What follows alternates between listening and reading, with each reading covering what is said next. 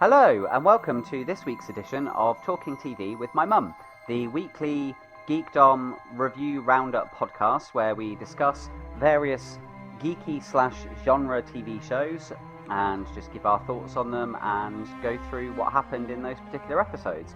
So thank you very much for joining us, and if I can just say from the offset, if you enjoy what we do and you enjoy listening to the podcast, please click on that thumbs up and leave us a like. That would be much appreciated.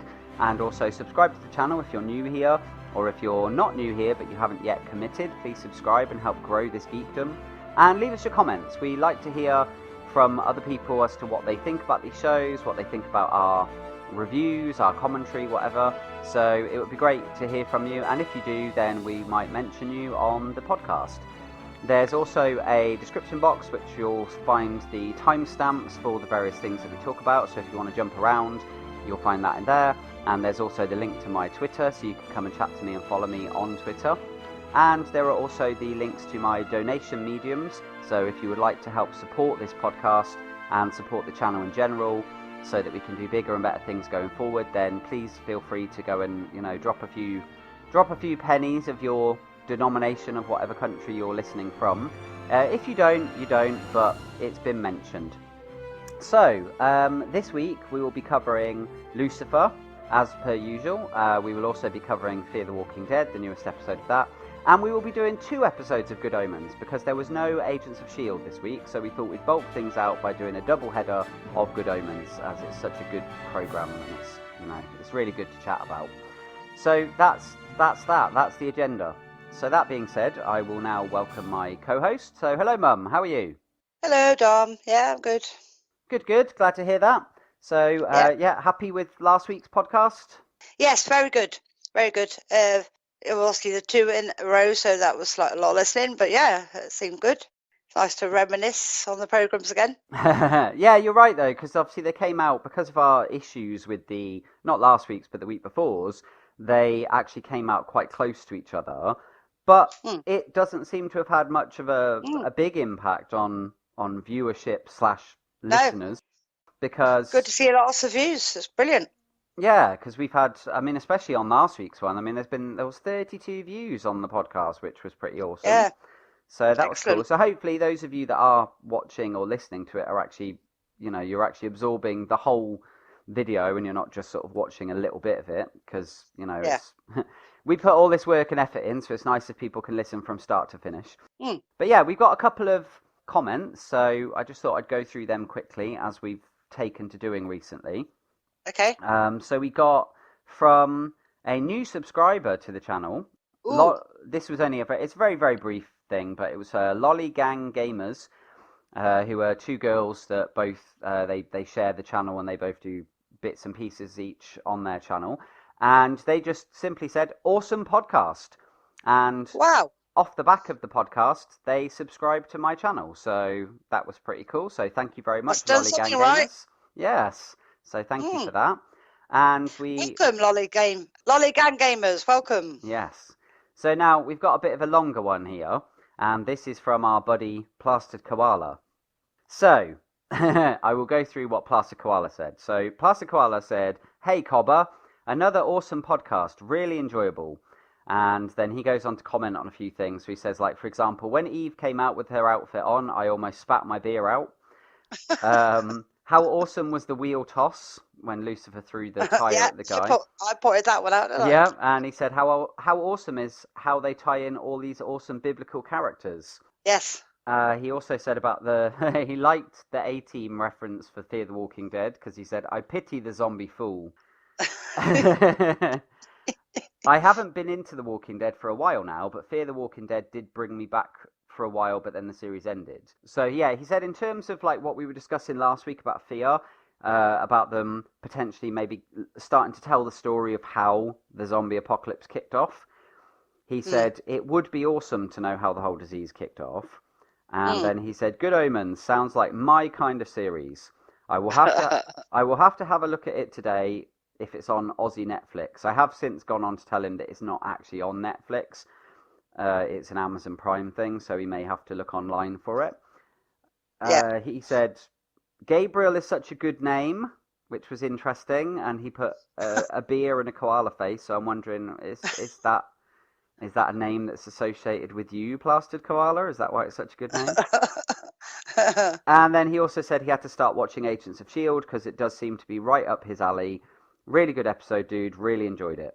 So that was really, really cool. So clearly he watched it all the way through because he commented on all of the different things we discussed. And I had a separate conversation with him where he said one of the things he really enjoys about this, and I'd mentioned this to you before we started recording, but he does this with his mum. He chats about TV shows and things with her. So for him, he says it's quite nice listening to you and I having these kind of discussions together. So I thought that was really cool. Oh, cool. So thank you for that, Koala. Shout out, Koala. Now, we have another comment, and this one comes from the previous week's podcast, but it's only recently gone on. And it's from our friend Skippy. Oh, good old Skip. Good old Skip. So yeah, Skippy, our other Australian listener and my buddy, he he was complimentary about the podcast. He also said he's looking forward to if we do move into new mediums, which we discussed the other week about possibly going on to like iTunes or that kind of thing, to have just an audio only podcast that you can listen to away from YouTube. And he said to keep him posted on that. He also said that he was glad that you and I both were happy with his comments. And then he had a request. He asked if there was any chance that we could get you, and then also me, he then followed up with maybe you should too, to do our best Aussie accent. So, so he's requested this. So I will say in advance, I apologise. We don't want to sour international relations. So, don't come at us if this isn't that great. But we're going to do it, seeing as you are, Skippy, and as you, you're a request, we got to do it. You're a good supporter and everything like that. So, we will give it a shot. So that being said, oh, it's difficult when you have to try and think of something on the spot. Can I speak first then? Go on then. Good day, Skippy. How you doing down under? Well, there you go. And I'd say, how's it going, mate? Bloody legend. Love you, mate. So it's typical Alf off of Home and Away style. That was Dom yours. You flaming galah. You flaming galah. You big yow. Love you. So yeah, hopefully that wasn't too atrocious. But we'll work on it. Well, you can give me. I didn't have much prep on this, Yeah, you can give me lessons, Skippy. Keep listening, Skip. So there we go. So that's that out of the way. So now we've gone over some comments and stuff. So there you go, guys. So that's what I say about comments. If you leave some comments, we'll mention them. And if you have any, you are part of the podcast then. Exactly, you are part of the podcast. So we want to include you and your strange requests, and we will accommodate them as best as we possibly can. So thank you again. So we are going to get going, and we are going to get going with our first show, which is this week's episode of Lucifer. And this was the 6th episode of this 4th season. And this is going to be interesting to talk about. This episode was called Orgy Pants to Work. Where do we even begin with this? It started with Maze walking into Lucifer's after he'd had an orgy party. Yes, and there were people everywhere, and there were things and devices and handcuffs and a cage and all sorts of stuff. Yeah, and Lucifer and his descriptive fun he'd had with Eve. Yes. LOL. And he popped up from behind the sofa, didn't he?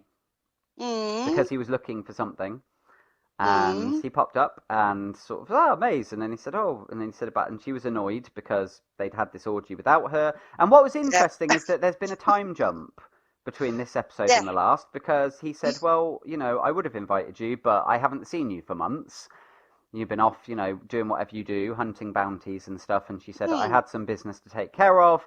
And she said, but I'm back now. And he said, well, that's great. But he said, I have things to do. So he left, didn't he? He just left because he'd already heard from the detective, so he left her, and she was a bit sort of taken aback. And then Eve came out, and she was in what was she wearing? She had like a leather hat on and stuff, and she's some sort of outfit she was wearing. She was dressed up anyway, and she was disappointed that he'd gone and left, but she was happy to. Oh no, that was before he left, wasn't it? Before he left, she came out, and yes, that's when he started talking about his descriptive events with her. Yeah, and then he introduced Maze to Eve.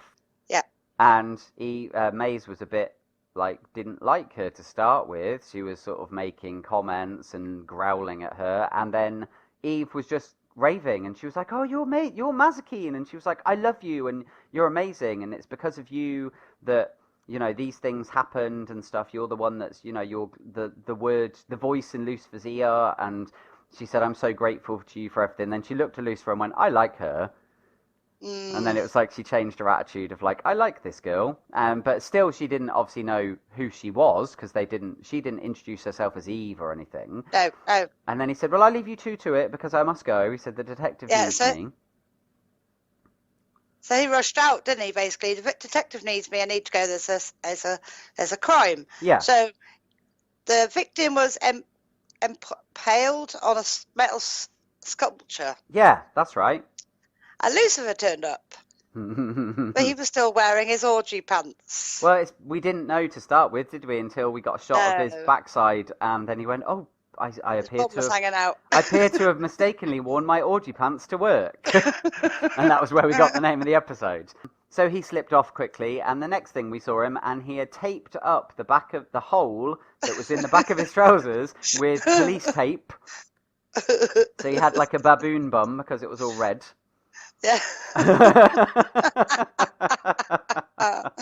Oh, that was so funny. It was brilliant. And then they were talking to this woman, and all the way through, when she was really boring, and he was on his phone constantly, wasn't he? And he disappeared.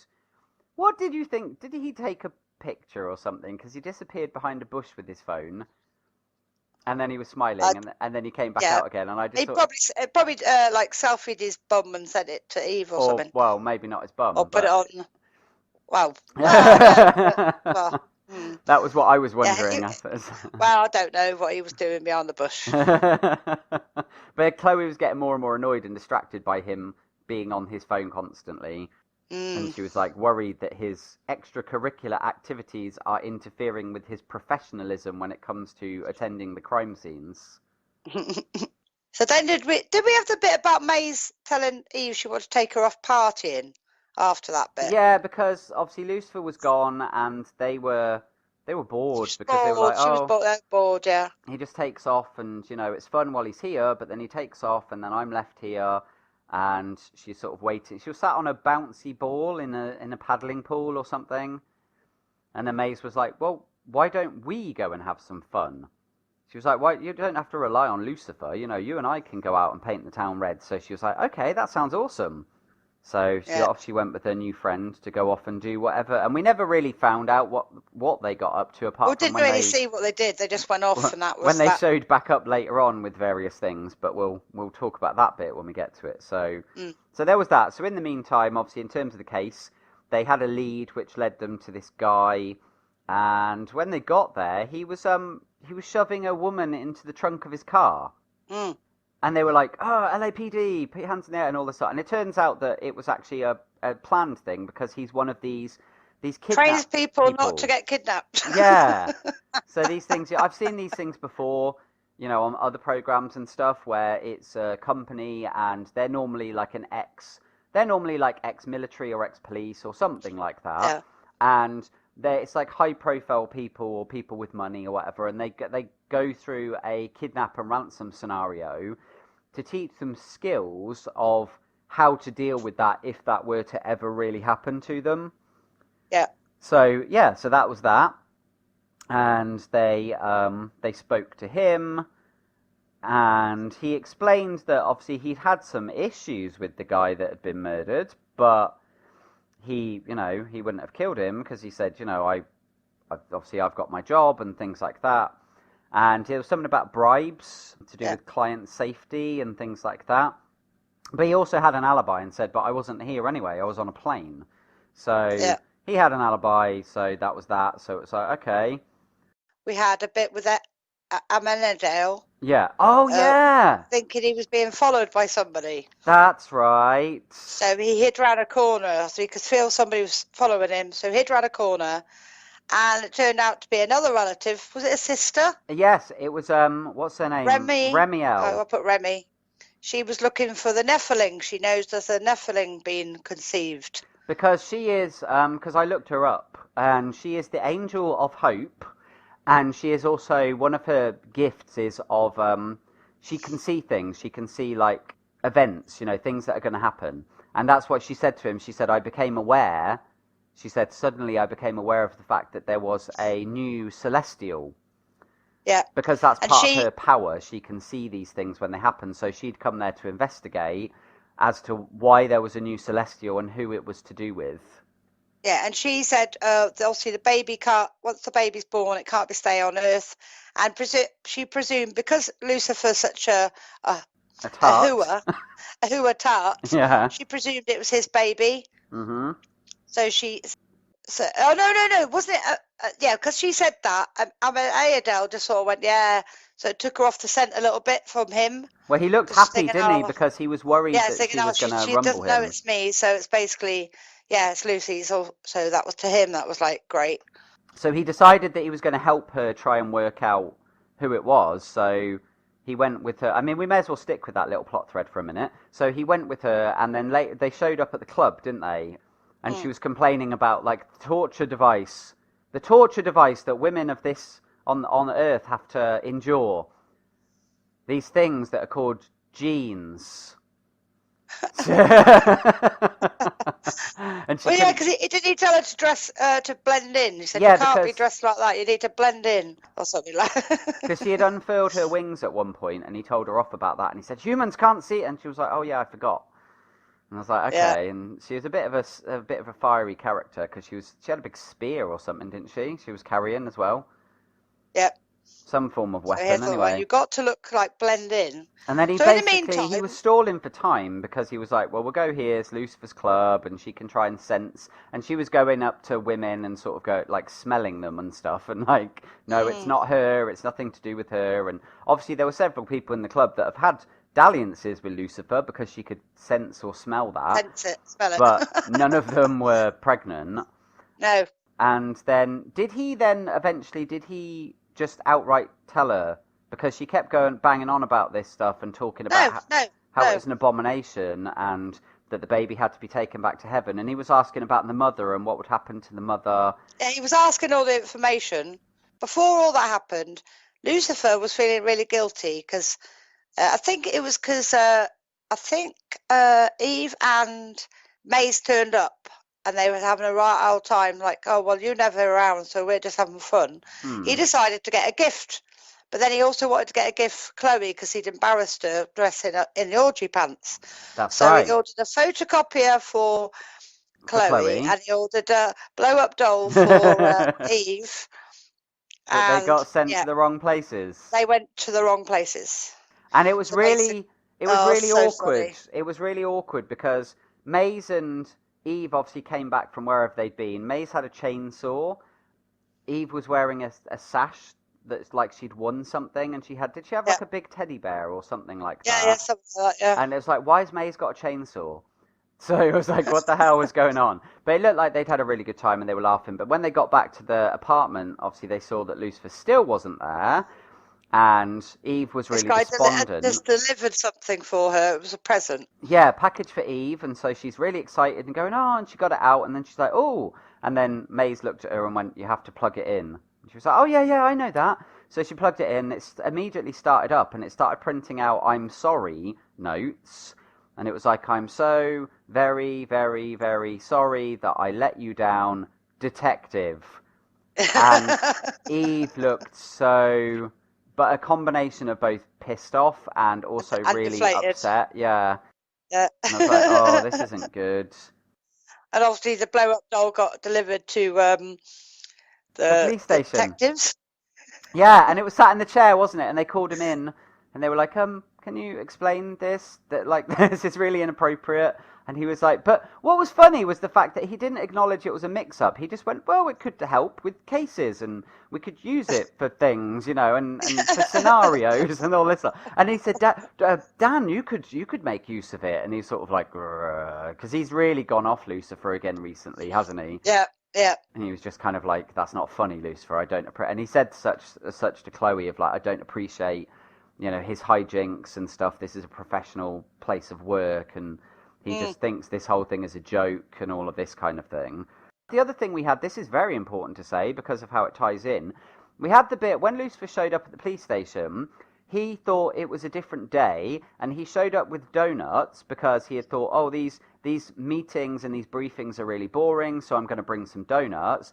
And you had this young cop, this rookie, that he was chatting to, he was quite friendly with, and he offered her one. But when they said, oh, no, that was 2 days ago, and he's like, really? Oh, I've completely lost track of time. And he went, okay, no, you can't have these. These are the wrong donuts anyway. These ones have got a special hallucinogenic topping. And he was like, so they're not for you. So he grabbed it out of her hand and put it back in the box and stuff like that. But that was important. That little interaction with that police officer was very important.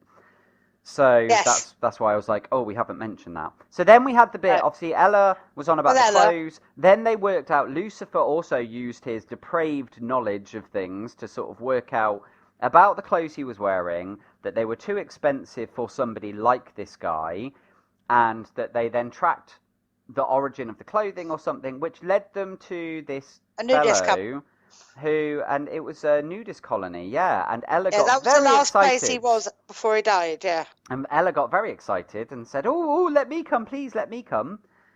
So they turn up at this place, and the security guard's like, I'm sorry, the rules are the rules, you know, anybody, unless you've got a warrant, anybody that comes in here has to abide by the rules. You have to get naked. And Chloe's like, no, we're not, we're professional, we're the police, we're not going to be doing that. And she was like, I'll come back with a warrant. And she went, Lucifer? And he went, oh, detective, it's fine. And he'd already stripped down. And she was like, oh my God. Then we looked around Ella also hard like, as well. Ella, back me up here. And Ella went, I think it'll be fun. And she'd already stripped off too. And it was like, oh my God. So Chloe just didn't know where to look or anything. Funny. And the pair of them just sauntered in completely butt naked. And they were wandering around. And then it was like something out of Austin Powers. Yes. Because everything was covered up with something. Yeah. Like the woman at the bar that was like, would you like from one of my jugs or the other, or would you like it from both of my jugs? And she was obviously a very large lady, and she was holding two very big jugs of cocktails in front of her boobs. Yeah, that was and all this stuff. All they needed was the music. Yeah.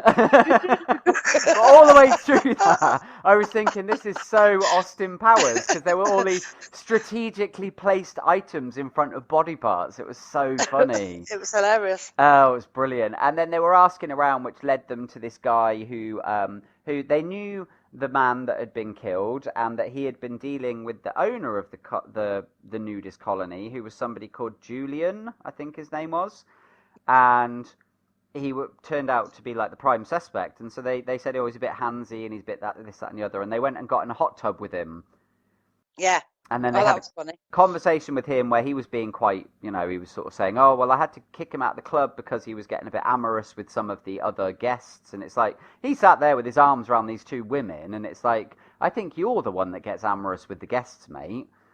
You know, that was the feeling I got from him. Was that when they found out that the suspect in the crime was into human trafficking? Yeah, because that was, well, they weren't entirely sure, but they had a bit of evidence, because then Chloe showed up in a formal capacity, and she said, you're under arrest, the prime suspect for this murder. And then she said, the rules we have at the precinct are you have to wear clothes, so please abide by them. And then she looked down at the other two and she was like, and you two, come on, we have to go, get dressed. And they both looked really disappointed, like, oh, we're quite enjoying being naked in this hot tub. So they were a bit like, oh, all right, if we have to. But then when they got him back to the police station, they were asking him all these questions, but it came to nothing, because his father turned out to be a shipping tycoon, and he got his lawyers to set him free. It was all lawyered up, wasn't he? Yeah, so it was like, even though it seemed quite obvious this guy was involved or behind something, they just couldn't pin anything on him because money. Because, as you see a lot of the time in these things, in America and American TV shows and stuff, if you've got enough money, you can sort of get away with a lot of stuff. and that was what seemed to happen. But they were still, they were still obviously on the case and stuff. So they decided to look into the dad's shipping operations because there's something not quite right about these operations. And that's when they discovered the human trafficking, because they went to the docks and they saw all these women and stuff being herded off the ship like cattle. So then they didn't have anyone else with them, did they? Because it was literally just Chloe and Lucifer. Yeah. So she had to radio for backup. But and Lucifer went looking. He went into one bit and she went in another bit, but she obviously radioed for backup. Yeah. They knew they'd need somebody else. Mm-hmm. And that's when that bad scene happened, wasn't it? Yeah, and the other thing that's important about this, the theme again this week through the episode was about people being honest about who they really are, hiding behind a facade, but not, being themselves. And like Dan had said that to Lucifer at one point, he went, he made some comment to him about the way he is because of his depraved behaviour, and he was like, you're not really, you don't belong here, you're not really one of us. And Lucifer's thinking, but I am. And obviously Eve and Maze were thinking that too, of like, you're forgetting who you're supposed to be. And he's like, no, this is me, this is how I am, and I work with the detective and stuff. So there was a lot all the way through the episode about being true to yourself and being who you're meant to be, because that was the other thing we didn't mention was at one point Linda showed up at the club looking for him. And she said, again, similar thing, you've missed several sessions, I'm worried about your mindset. Talk, didn't she? And she said about, you have to be honest with Eve, you have to be honest with Chloe, think about who you are meant to be. And there was all these things about who you're meant to be, who you really are, what your public persona is. And it was tying in with the criminal, because his public persona is wealthy businessman, upstanding, regular member of society. Behind the scenes, he's actually a wicked guy that's involved in human trafficking. Mm. So, flash forward again back to what we were talking about, to the scenario. So, Chloe gets out the car, they've got guns, there's a shootout, Lucifer makes his way forward, he breaks away and goes after this Julian guy and stalks him through a warehouse. They then have a face-off, and Lucifer basically decides, I am going to keep to this path that I think that I'm on, which is the police will deal with you. I would normally judge you and I would normally punish you, but you will be dealt with by the police because that's what the right thing is to do. Yeah, yeah. And then the guy was like, oh, you're a sucker sort of thing. And he shot at something and all these barrels fell down and like knocked Lucifer down so the guy could get away. And then the guy ran and he ran straight into rookie policewoman, didn't he? Rookie cop, yeah.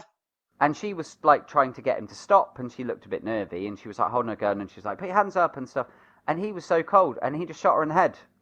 Just shot her, yeah. And then Lucifer got there, because he'd been knocked down, he got there too late, and he saw her laid on the ground in a pool of blood, and he screamed, and he was like, no! And then again, it was that sort of thing of somebody he's got a connection to has just died, and he went all devil, didn't he? Yeah, and he got crap for it, didn't he? Because I felt really sorry for him in this moment, because then when they all came in, Chloe gave him the cold shoulder, and Dan basically had a go at him. And Dan was like, this is on you. This is your fault. But Lucifer, usual Lucifer mistake. Thanks to him, this copper's been shot. But I felt really bad for him, because I thought he was trying to do the right thing. He was trying to go, the police will deal with you, because that's their job. Yeah. So he thought he was making the right decision, but as a result of him doing that, the guy got the jump on him, and somebody died.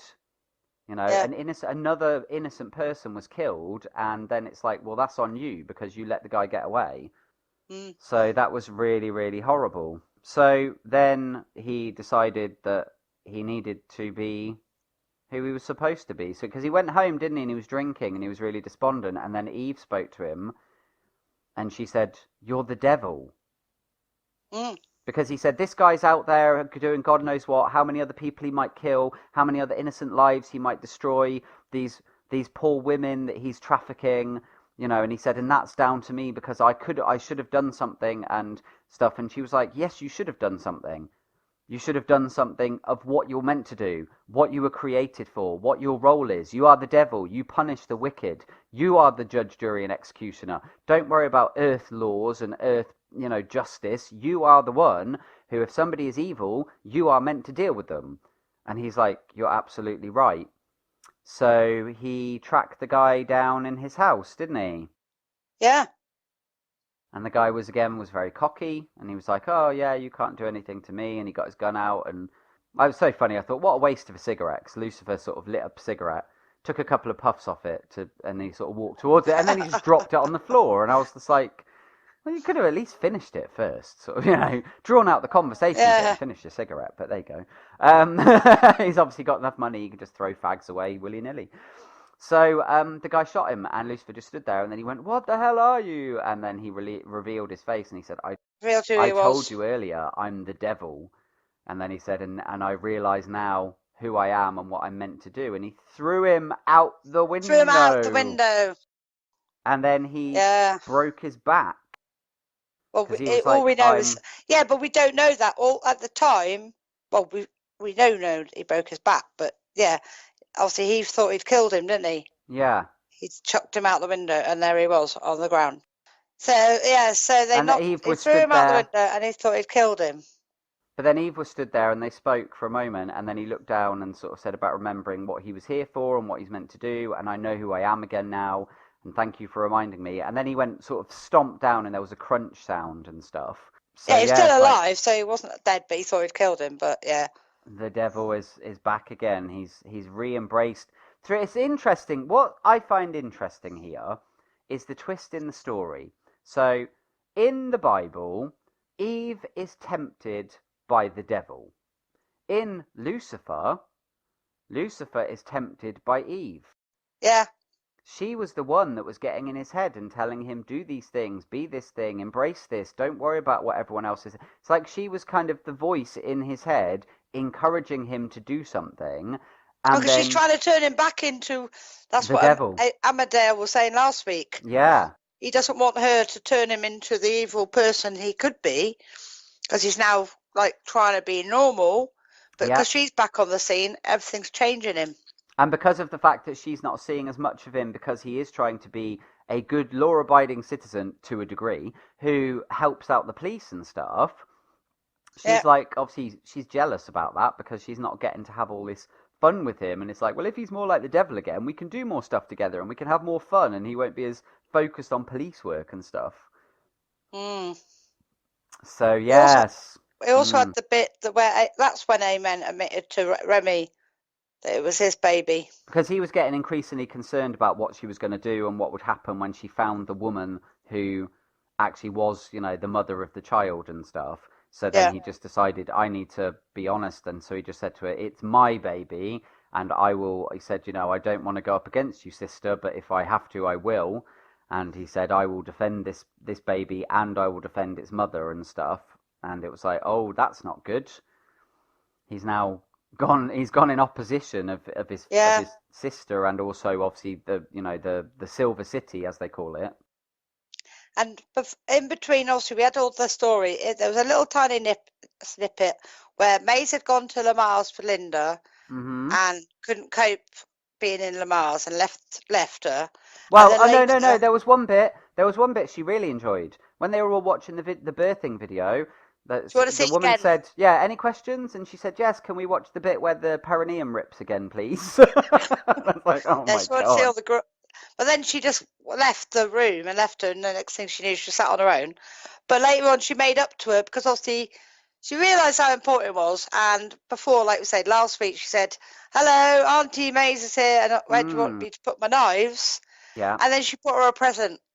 Yes, because we saw this bit earlier on when she first showed back up again. After she'd seen Lucifer, she went back to the house and she brought this box in, and she was on about coming to the classes and things. And Linda was like, "Well, it's really for the mother and the father," and she felt really like, "Oh, fine, I'm not needed." And she threw this kind of rusty old toolbox across the floor, and she was like, "That's why I was away. I wasn't bounty hunting or anything. I was looking for something for the baby." And it was like, oh, what is this? And obviously Linda never opened it, and we never knew what was in the box. The other bit that's important to that too is during the conversation she was having with Eve brought up about her loves in her life and about Adam, and then but I wasn't really good enough for Adam. He only ever had eyes for Lilith, and she was bad-mouthing Lilith. And then she went, oh, I'm really sorry, that's your mother, isn't it? And she went, yeah, but, not much of a mother, though. It's not like she was really a mother to me, and she didn't really care about me and stuff. And May's got a That's little right. bit, like, emotional.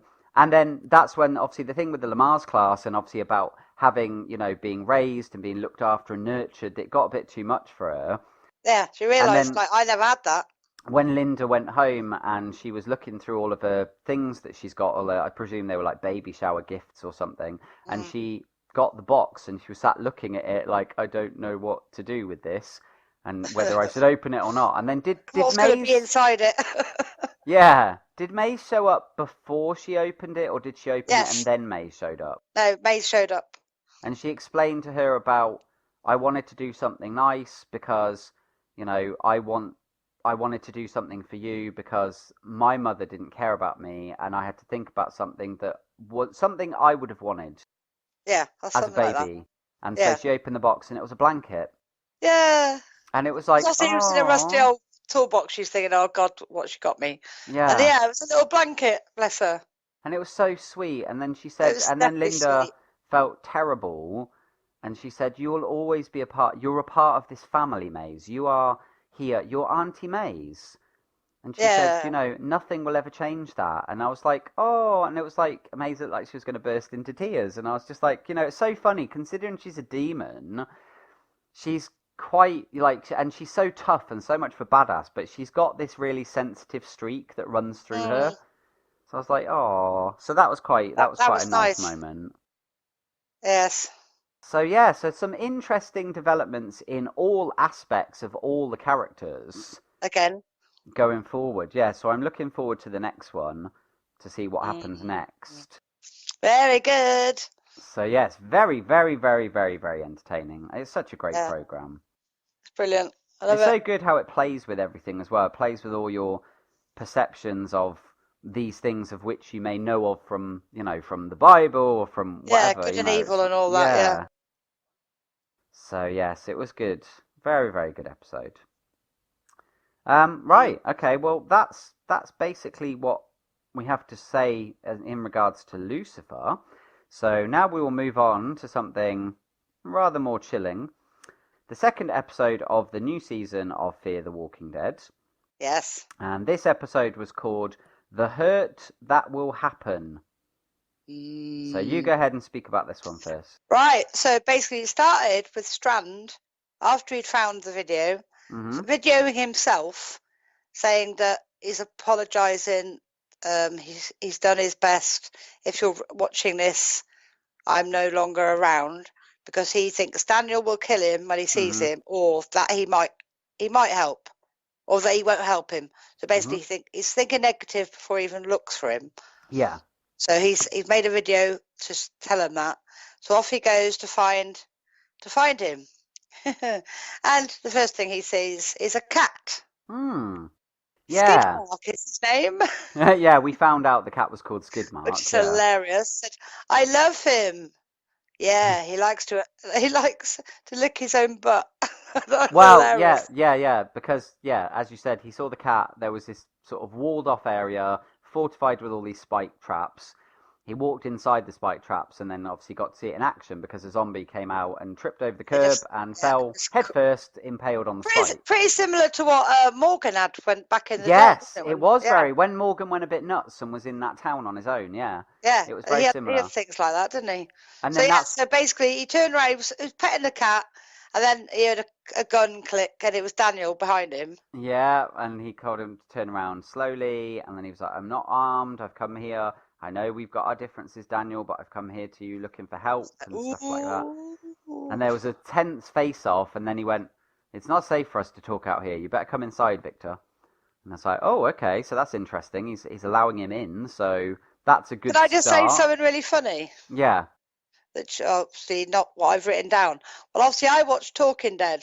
After the first episode. Yeah. And they reckon what was written on the book, on the video, which remember we couldn't remember what was written on it. Yeah. Apparently it was Skidmark. Yes, I saw that actually because when. And they were laughing about it, going, oh, and obviously the guy Chris off of that was taking a mick about it, but obviously Skidmark turned out to be the cat.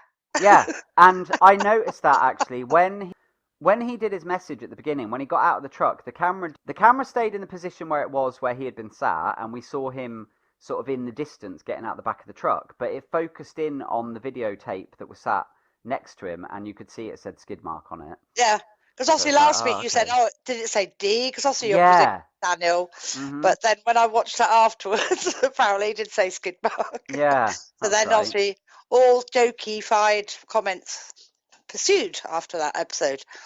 So so the cat, and he said, "Oh, I think he likes me," and he goes, "He likes to lick his own butt too." As if to say, like, that means nothing. That Yeah. means nothing that he likes. So that we left it there, and then we went on. We saw John, Alicia, and Morgan had gone to check out the crash site to look for Al. Yeah. Whilst they were there, Alicia started destroying the walkers. No. So they were there at the crash site, and they were looking for clues, and they saw some tracks. They basically said, like, if the things had been moved, that means that they must have had, whoever did this and took Al must have had a vehicle. So they decided to go and look in different directions, and they sent John back to go back and see June and stuff, and Luciana and stuff. And they said, we'll head off in this direction, and we'll carry on looking to see if there's any signs of tracks or anything like that. And while they were wandering off, they sort of split apart a little bit because Morgan went off on his own. Yeah. That's right. I remember they came across. They saw the barricade of cars. Yep, and they saw more signs. One of the cars was still warm. Yeah. So they presumed somebody else was there. So they went looking and split up. Morgan went one way, she went the other way. Morgan spotted some crows in a cage in a tree, and walkers were standing under it. And but there was they a were weird on like a plastic sheet. Yeah. Yeah. And so he went over to sort of deal with it, and then he like slipped over on the plastic. Well, no, first he distracted them. One went at him and he killed it. Yeah. And then when he went to get the other one, something got thrown around his feet. He didn't get thrown. Didn't he step in it? It was like a trap thing. Well, it was some sort of trap, something like that. Something that was there. And so it sort of like him up. wrapped around his feet. Yeah, that's right. It got around his feet.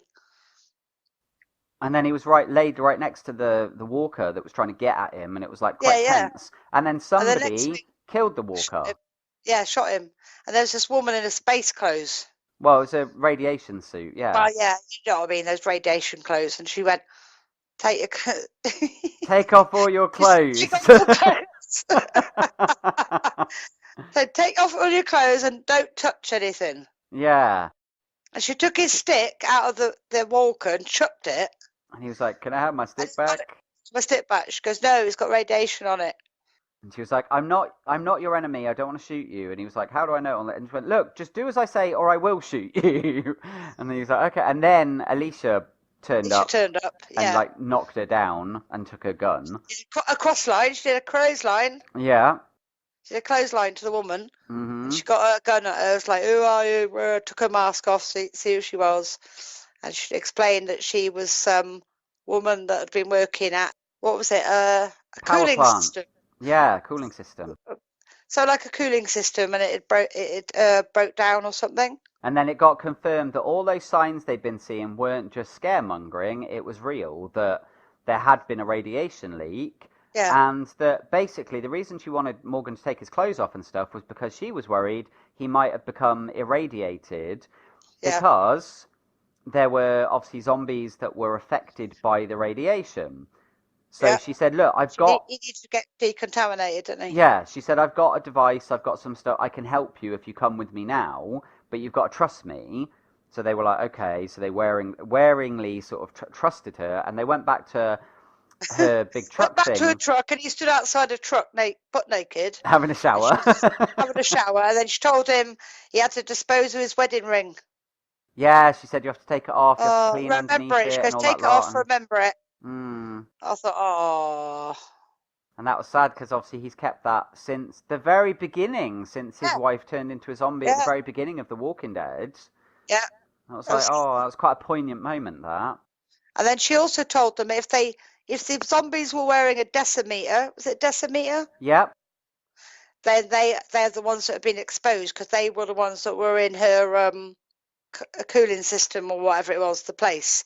So she goes, they're the ones we got to watch out for because they are the ones that are exposed to the radiation. So then it was like, oh great, now there's yet another danger, because then they got in touch with John and June and told them, and it's like, yet another thing we have to deal with out here. This truly is, now those kids, when they said this is a terrible place, they were right, because not only have we got to deal with the fact that there are zombies, but we've got to now deal with the fact that we can't necessarily kill the zombies in case they're irradiated. Yeah, exactly. So it's like, we now need to be selective with which zombies we kill, and it's like, my God, that's just going to make surviving 10 times harder. Doesn't it? Yeah. And she also told them that there were 60. Was there 63? Oh yeah. She did mention that later. That there were 63 of these walkers. John and Joan had found a sign, and it said it's the exact same place that was on the kids' van. Yeah. Cackleberry Camp or something. Crackleberry, wasn't it? Crackleberry or Cackleberry or something like that. So anyway, basically they were heading there, and when they got there, they found a load of walkers barricaded in a building. Mm-hmm. So that's when they contacted them. They said, "Well, yeah, we'll stick it." They told them to stay there, didn't they, till they got there? Don't touch anything. Yeah, and while they were looking around, they also found that pit, didn't they? Yeah, they found a pit of all the burnt bodies, and they just realised, like, keep away from that now, because otherwise, if they hadn't contacted them, they would probably might have poked around and got contaminated themselves. What was horrible, what I found so horrible about this episode as well, though, was the fact that was that place in particular, because it's a camp where families go or kids go, like in America, you know, they have these activity camps and stuff. Yeah. And it was like, especially when they were lingering on some of the skulls in this pit and stuff, and I thought some of them were probably children. Yeah. And it made it just really dark and grim about the fact horrible, wasn't it? And obviously the reason that they'd done this was because of this radiation thing. Obviously they were trying to purge it, I suppose, but the people in the house that were all barricaded in had clearly sort of succumbed. Breathed in.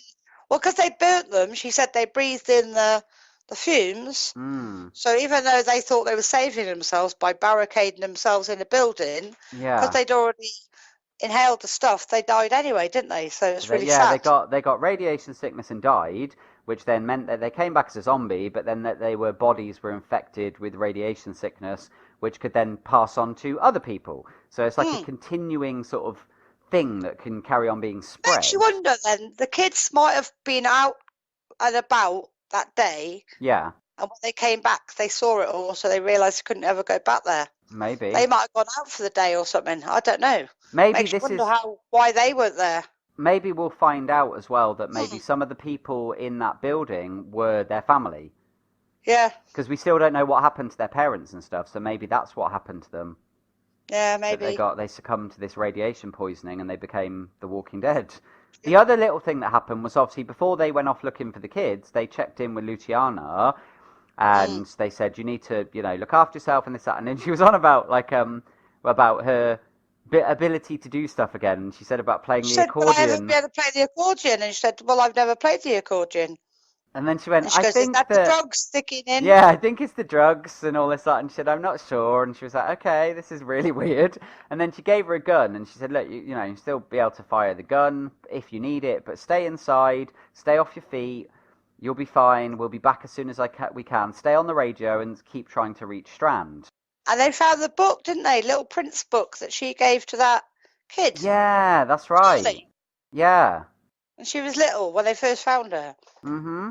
Yeah. But yeah, so they left her. She was supposed to get on the radio and get hold of Strand. Mm-hmm. So they left her there. So anyway, Morgan and Alicia turned up at the crash site, the camp, and he had a cool-ass T-shirt, "Don't mess with Texas." Yeah. That's the only clothes she had available for him. Mm-hmm. So she was testing all the bodies at the crash site, wasn't she? Mm-hmm. Oh yeah, wasn't that at the crash site? No. Go back. They hadn't got to the crash site. No, they went to the camp That first, was at the crash site. No, that was the crash site. No, they did, yeah. Testing they went all to the crash bodies. site. He was getting changed. Alicia said, don't worry, I've got this. And they found out one of them had a thingy on him, but then they all sunk into the mud. So she couldn't tell which one it was, because she could see one of them had one of those things on, yeah. but she couldn't tell which one it was. And then the woman got him to tape up her arms and everything, Morgan to tape her suit up. Yeah. And she was trying to, because she had one right in front of her, but she didn't want to kill him, because if she killed it, it might be the one, and they hadn't had anything to wrap it in. Yeah. It was like really tense, wasn't it? It's like she's no, I got him, and then Alicia went, kill him. Yeah, because like it was kind of a weird looking scene because it's really tense. They were taking down all these walkers because she was shooting them from afar with a gun, and Morgan was wandering around with this plastic sheeting of like, is this the one I need to wrap? Is this the one I need to wrap up? And Alicia got herself into that predicament where she got cornered and she was sort of trying to hold off the zombie, but her instincts were kill it, kill it, kill it, because that's what she does now. And I mean, obviously, again, that came up because we'd seen this throughout the course of this episode, was this showing this increasing aggression in Alicia of how she just kills now. This is what she does. She's a killer. She kills, obviously not people, but she kills. She doesn't take any prisoners. She doesn't ask questions. She just kills. And her instinct was, I want to kill this thing. I want to kill this thing. But it was like, you need to hold off. You need to hold off. And in the end, she just stabbed it through the head, didn't she? Yeah. And then it was like, you were lucky because that could have been the one. You know, I thought I told you not to be too hasty. You could have risked everything. You could have risked your own life, and you could have risked everybody's life and all this lot. And then Alicia then got very reflective about all of that, and very sort of like, that led to her and Morgan having a conversation about a little chat, the paths that we choose in life, and about the things that when we lose ourselves, what we need to do in order to try and get back on track. Earlier on in the episode that she was just going, kill, kill, kill, and it's just like, she goes, I've got this earlier on, and he's just watching her going, all she thinks about is killing. Mm-hmm. That's all in her head, isn't it? All she cares about is like, kill the zombie. And it was almost like she's lost everything else, and all other perspective of life. Yeah. And she goes, well, I've never saved anyone. I don't know anyone on the tapes. And she's totally lost, isn't she? Bless her. Yeah. So Morgan is great. So he'll pull her back from it. Yeah, because he was talking about his own perspective and about he said, I completely lost myself and I thought I was gone. But then I had people to help me, and I found another way, and I found a new path, and that's what I'm living now. And you can do that too. So he's going to help her and like sort of help her sort of rebuild herself, I suppose. So the Grace woman. No, well, let's just finish off this bit. The Grace woman decided she was going to leave and carry on looking, and they give her a walkie and said, if you find out anything, and she goes, if they're my people, let me know. And that she just like, they said, well, most of them were killed in that pit, so you haven't got as many as 63 walkers to look for now. So that was her on her way, wasn't it, basically? Then during those moments, those conversations between the crash site and also when they went to the camp and met up with June and John, and she did all the examinations there, she then explained about the fact that the reason that this is her mission to bear is because she was the plant manager. She was in charge of the power plant. And she was the one that when things started changing in the world and that, she called in extra people to help. And she called in people and their families and stuff. So she was like, this is my responsibility. I put them in this position. I exposed them to this. And so now it's my job to clean up this mess. I now need to make sure that this doesn't go any further. So that's why I have to be the one to hunt down and kill the remainder of these 63. But she got a bit exposed to something herself, didn't she? Yeah, that was the other thing. She showed them she had also one of these meters, and she revealed that she had been exposed, and so she doesn't know how long she's got. So that's why she was like, I'm the only one that can do this. The reason she's the only one that can do this is not just out of a sense of obligation, but because I'm dying anyway. I've got radiation sickness. Exactly. There's no point. Yeah. So it's like, wow, what a bleak, grim awful, wasn't it? episode. Yeah. So we went back to the Daniel and Strand thing. So he brought him in when we obviously let him in. Yeah. And he had it was a big warehouse thing. It had cars, a boat, loads of stuff. Mm-hmm. And Daniel didn't trust Strand. He said, no, he said, we need a plane. He goes, no, you want it for yourself. Because he said, I know you. I know you. I know you better than any of these people know you. And there's always an end game with you where you're looking out for yourself. It's always about what you can get out of this, how you can survive this, how you can benefit from this. Yep. And he was like, no, it's different now. Things have changed, Daniel. Since the dam, things have changed, and he explained about how Nick was gone, and Yeah, she said about he goes, Madison, he goes, she's gone. And Nick's gone. He goes, Alicia's still here, and all this. But he's still like, no, don't trust you. Don't trust you at all. And then Luciano finally got through to Strand, and he said, yeah, he's got the plane. So it's all sorted. Then they lost the transmission, and Daniel said, come with me. Yeah. And then they went back to Luciana. She heard something outside, and she went out looking. And obviously the big, was it an aerial antenna or something that fell down? It was the long-range antenna, yeah. And there's tons of walkers out there. She had the gun, but she couldn't shoot the gun. Well, all her eyesight was really blurry and stuff like that, wasn't it? She's still not well, is she? So no. She backed up, thinking, oh no, God, they're going to kill her finally. So she had another close shave. Yeah, she was very lucky. She got back in and just collapsed in a heap, didn't she?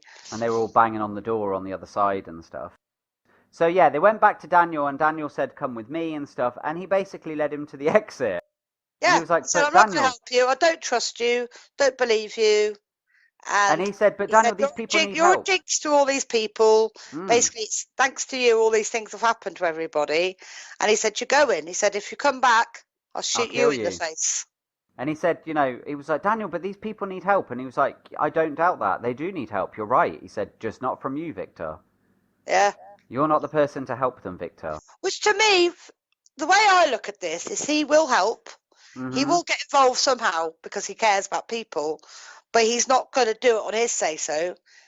I mean, to say if Alicia comes to him or he meets up with him and finds out, yeah, you need help, I'll help you. Yeah. But does not believe a word that comes out of Victor's mouth. No. He's just, I don't care.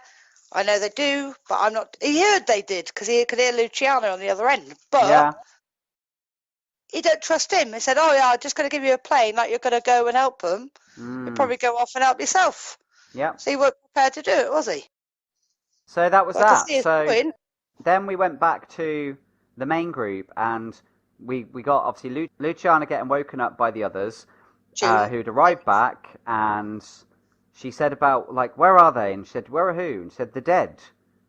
And she went, there's nobody here. And so they went outside looking together, and they were confronted with a rather horrifying scene, weren't they? All the heads were hanging.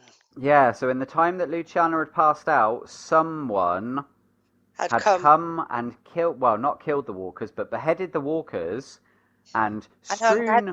Yeah, they strew all of their, like, entrails and stuff all over this big sign outside the place where they're staying, and then hung the chattering heads off of this sign.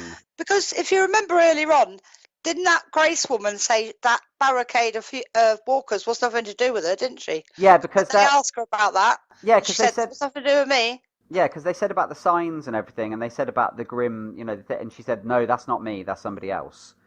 She said, that has got nothing to do with me. And it was like, okay. So yeah, so now they're all strung up on this billboard, and they were like, we must be getting close to something. There's something here that somebody's trying to send us a warning or something.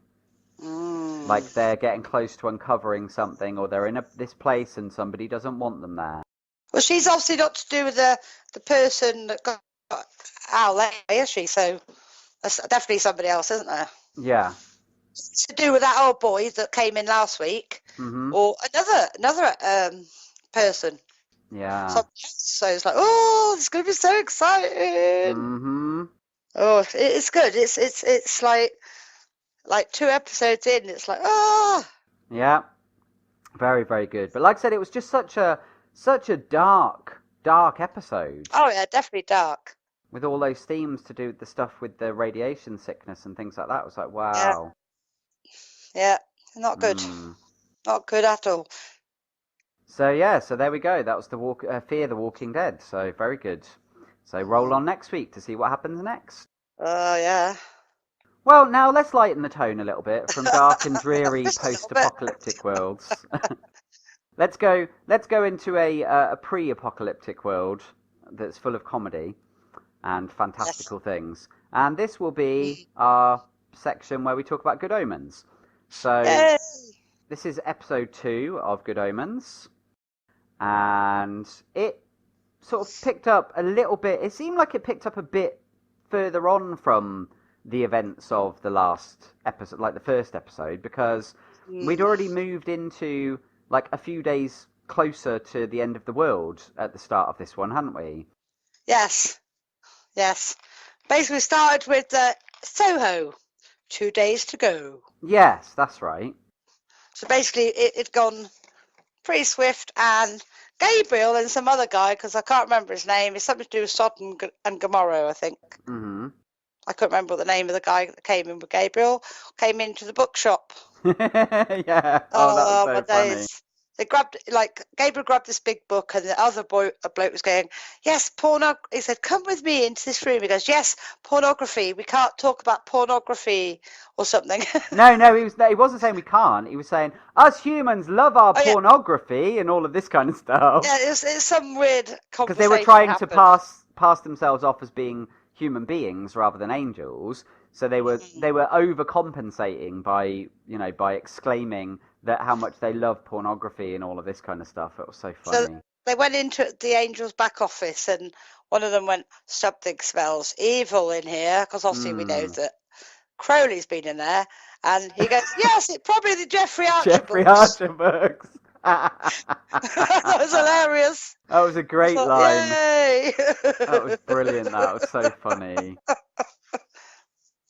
And then they basically just spoke about like how things were going, and the things are progressing, and they're moving closer to the end game of everything. And he was all like flustered, and he's like, "Oh yeah, very good," and all this kind of stuff. I'll keep you posted if anything else happens and things like this. Like, in the meantime, obviously he was aware of the fact that, as they discovered at the end of the last episode, we've been following the wrong boy. So we need to work out where the real Antichrist is. But at the moment, it appears that obviously heaven and hell aren't aware of this cock-up. So he was sort of just bluffing and playing like, yeah, it'll be fine. It's fine. Meanwhile, Crowley was watching daytime TV to get his messages. And did you see who it was? Did you catch who the presenter was? No. It was only Connie Huck off of Blue Peter. Was that, and then it switched to the two demon guys, didn't it? Yes. And they were like, so how are things going, Crowley? And he's like, oh yeah, fine, yeah, everything's fine, And the guy, the one that there's like seems to be the main demon out of the two of them, like basically says he doesn't trust him and things like that. Doesn't trust what he's saying, and you better be doing what you're supposed to be doing. Said, yeah, everything's on track, everything's going according to plan, there's nothing to worry about, there's nothing to report to head office, because, things are just going along the way they should, it's fine, everything's fine. And then we switched to, like, a narrative, and then he said about the four horsemen was started to be summoned. Yes. And then we had this, and there was a postman involved. So we had a former war zone, a journalist woman turned up, red hair, I think she had. Yep. To witness, she said, I'm a journalist or something, so come to witness the signing of the the peace agreement. And there was a massive row over the signing, because they were going, but why are you signing it before me? You shouldn't sign it before me. And then the woman said, you shouldn't sign it before me. They were already arguing when she got there. No, they weren't. No, they weren't. They were. No, you missed the trick here, because she walked into the tent and they all like. After she got there, that's what I meant. They started rowing after she arrived. Yeah, no, they weren't rowing. You said they were rowing before she got there. No, when she got there, they were all rowing. They decided they were all right until it came to right. We're going to sign it now, and then they decided to row. They were all rowing over who should sign it. By which point she was already there, and they'd already turned their guns on her, and she'd sort of said, oh, I'm here for that. And they said, oh, she's a journalist. So they decided to do it. But then she was doing, I don't know what she was doing, whether she was wiggling her fingers or she was just looking at people. But clearly she was influencing what was happening. So her being there was what caused them to all start arguing. Because and then they started rowing over who should sign what. Because what you missed was about the voiceover, was they talked about the signs of the apocalypse, the whole thing with the hellhound and stuff, and the next stage is the summoning of the four horsemen. But nowadays, everybody's got too much to do, so they've outsourced it to it was basically like a UPS type postal delivery company whose job is now to go and provide the means for the horsemen of the apocalypse in order to tell them now is the time for things to move forward. So every so often in history, things happen that throw things off course, like when two warring nations with opposed ideologies decide that they're going to put down their weapons and they're going to become friends and sign a peace treaty. And so that's why she was there initially. She wasn't there to do with anything other than, well, this is, these things shouldn't be happening. We shouldn't be having people being friends with each other, and clearly what's supposed to be like the Middle East. So she's influenced all this stuff, and they all started turning their guns on each other and things. And then all of a sudden, the postal guy turns up, and he's like, "Oh, sorry, don't mind me. Yeah, just I've got a delivery for you, madam." And he handed her this box, and she was like, "Oh, okay, thank you." And she opened it up, and then it was this, and she went, "Oh, Big it's sword. time. It's And he goes, time." "Lovely country you have here. I've always thought I must come here on holiday." And he sort of looked with a weird face as he walked away, like as if not. Yeah. And then she pulled the big sword out. Uh-huh. And then they all went, "Oh!" And then she just walked away from them. Well, with they the all sword. turned their guns Oh, they turned on the guns on her. her. Yeah, they turned the guns on her, and she just said something. I don't know what she said, but as she walked away from the tent, they all started shooting each other. And then it showed her walking along, and they said, the voiceover was going on about the beginning. Everybody knows the start of the apocalypse is always heralded by the first horseman, or woman in this case, and that is the arrival of war. And as they were saying all this, obviously there was buildings blowing up. All the shooting. Yeah, people were killing each other. She was walking through a city, and there was all explosions, and she just had this big grin on her face, Chaos. sword over her shoulder, looking very happy with herself. And that was the end of that. So we got that. And then this is when the episode changed quite significantly, because then we went off from any established characters, and we went back in time. They didn't say the time. Sorry? Didn't say what time it was, did they? They went back. No, it was like, I can't remember what era it was, but it was in the very olden days, and it was around the time of the witch trials, and there was a mob of people heading through the town, heading to a house because they were going to burn the last witch in the village. And you had the Witchfinder General, whose name was Thou Shalt Not Commit Adultery Pulsifer. Pulsifer. And he was played by English comedian Jack Whitehall. Putting on there was a lot of conversation on the way to the witch's house, wasn't there? Basically, Agnes Nutter was a witch who wrote the future. Yeah. So there was a big build-up. So I put your D there because on the walk there was lots of chatter. Can you remember any of it? It was all, to be fair, a lot of the chatter was incidental. They were talking about her, about what she got up to. Some of the villagers were saying, well, she did this thing and she told me this thing and it turned out quite well. And they were sort of almost talking in support of her.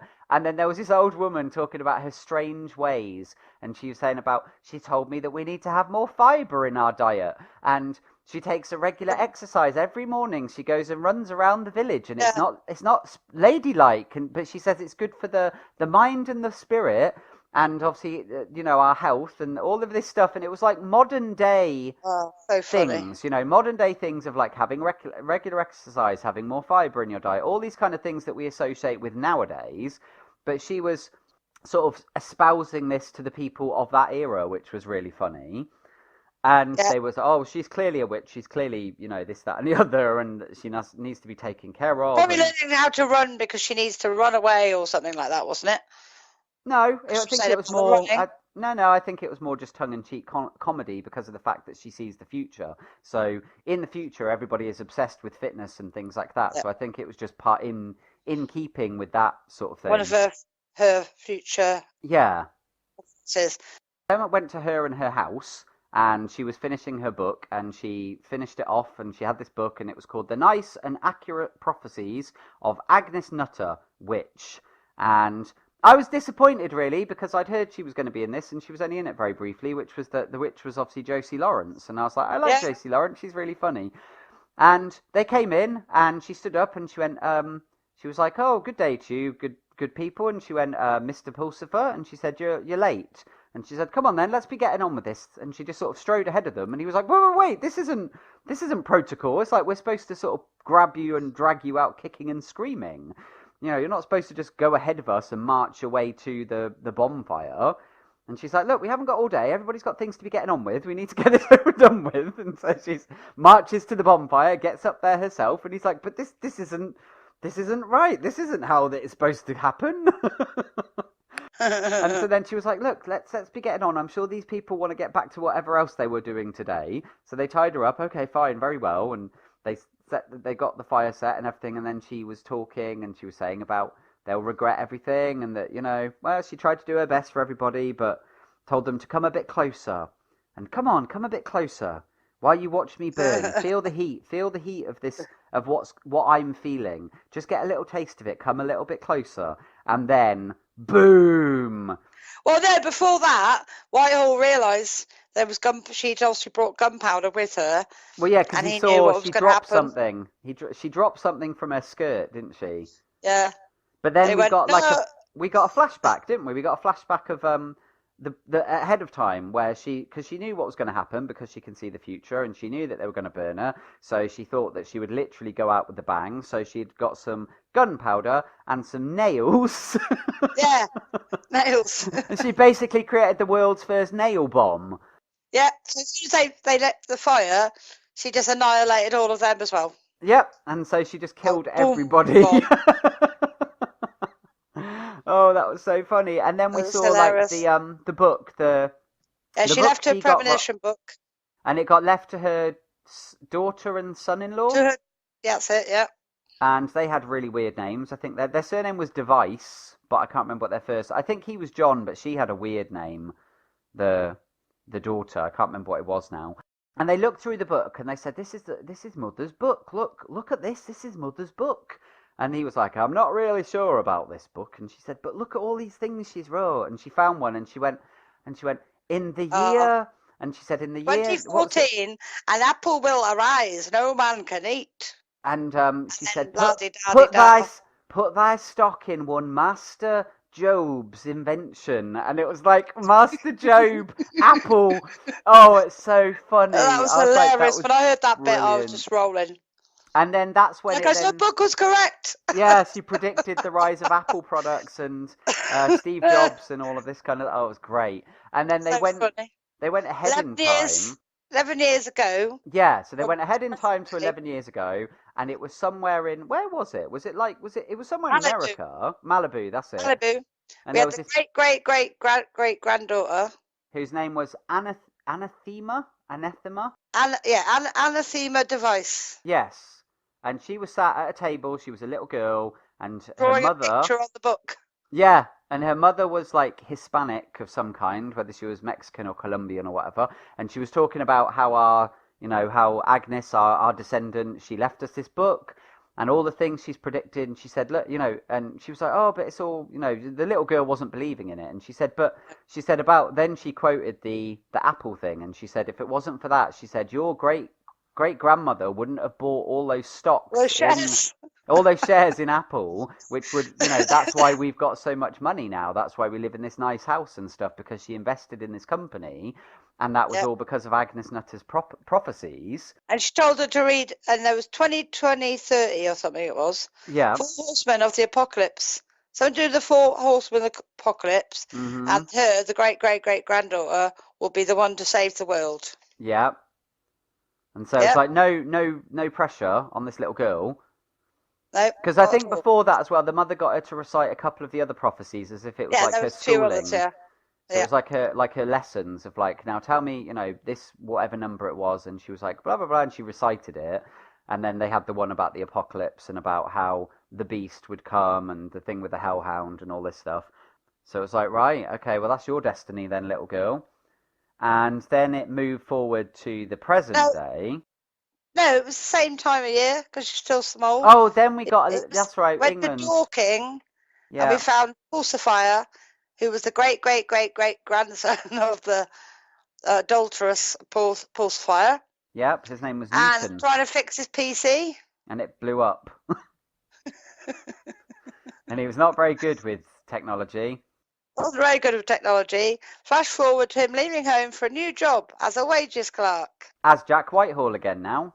Jack Whitehall, yeah. And he said, "Is there any way I could do this without using the PC?" Yeah. And we had this smart guy going in about like, oh yes, let's what was it like team building thing he was on about. Yeah. So various comments there, and he said, can I just press enter? And they pressed enter, and the whole thing, all the everything shorted, didn't it? And then we saw him leaving with his stuff again. With his car called Dick. I can't tell you why it's called Dick, but she didn't. The woman didn't want to know. So it's like, oh, poor guy. I know. But he obviously did, he knew he wasn't very good with PCs. The great granddaughter, anathema device, going to the UK. Why she was there, and the woman went, what? She goes, yes, I'm just visiting. Yeah, because didn't she say, she said purpose of visit, she told and she exactly said why she was there. Yeah, that I'm basically a witch, and I'm here to fulfill a prophecy to do with a supernatural being. There's a great evil been unleashed on the world, and I'm here to stop it. And then she went, sorry, what was that? And then she went, I'm here on vacation. So it's okay. So we saw her arrive, and then we also saw Pulsifer when he met the Mad Sergeant Shadwell. Yeah, so he's walking along past Westminster, I think it was, with his box of his stuff, and he hears this man who stood on a soapbox. I think it was like supposed to be like Speaker's Corner or something, wasn't it? And he was stood there, and he was like espousing the wickedness of the world. Things about witches, so many more. Three nipples, three like nipples, dancing in the moonlight, naked, all of this kind of stuff. And so he listened to him and then spoke to him, and then ended up buying the guy like a tea and a hot dog or something. And he was saying who he was, and he basically said he was part of this. He was a witch finder, and he asked him, how many nipples do you have? And he was like, just the standard 2, I think. And as normal. I also remembered the name Pulsifier. I've heard that name before, didn't he? He said a name was familiar. My name's Newton Pulsifier. He goes, Pulsifier, that sounds familiar. But he didn't and he goes, why. Right, you're hired. Come to this address. Don't forget to bring scissors. Yeah.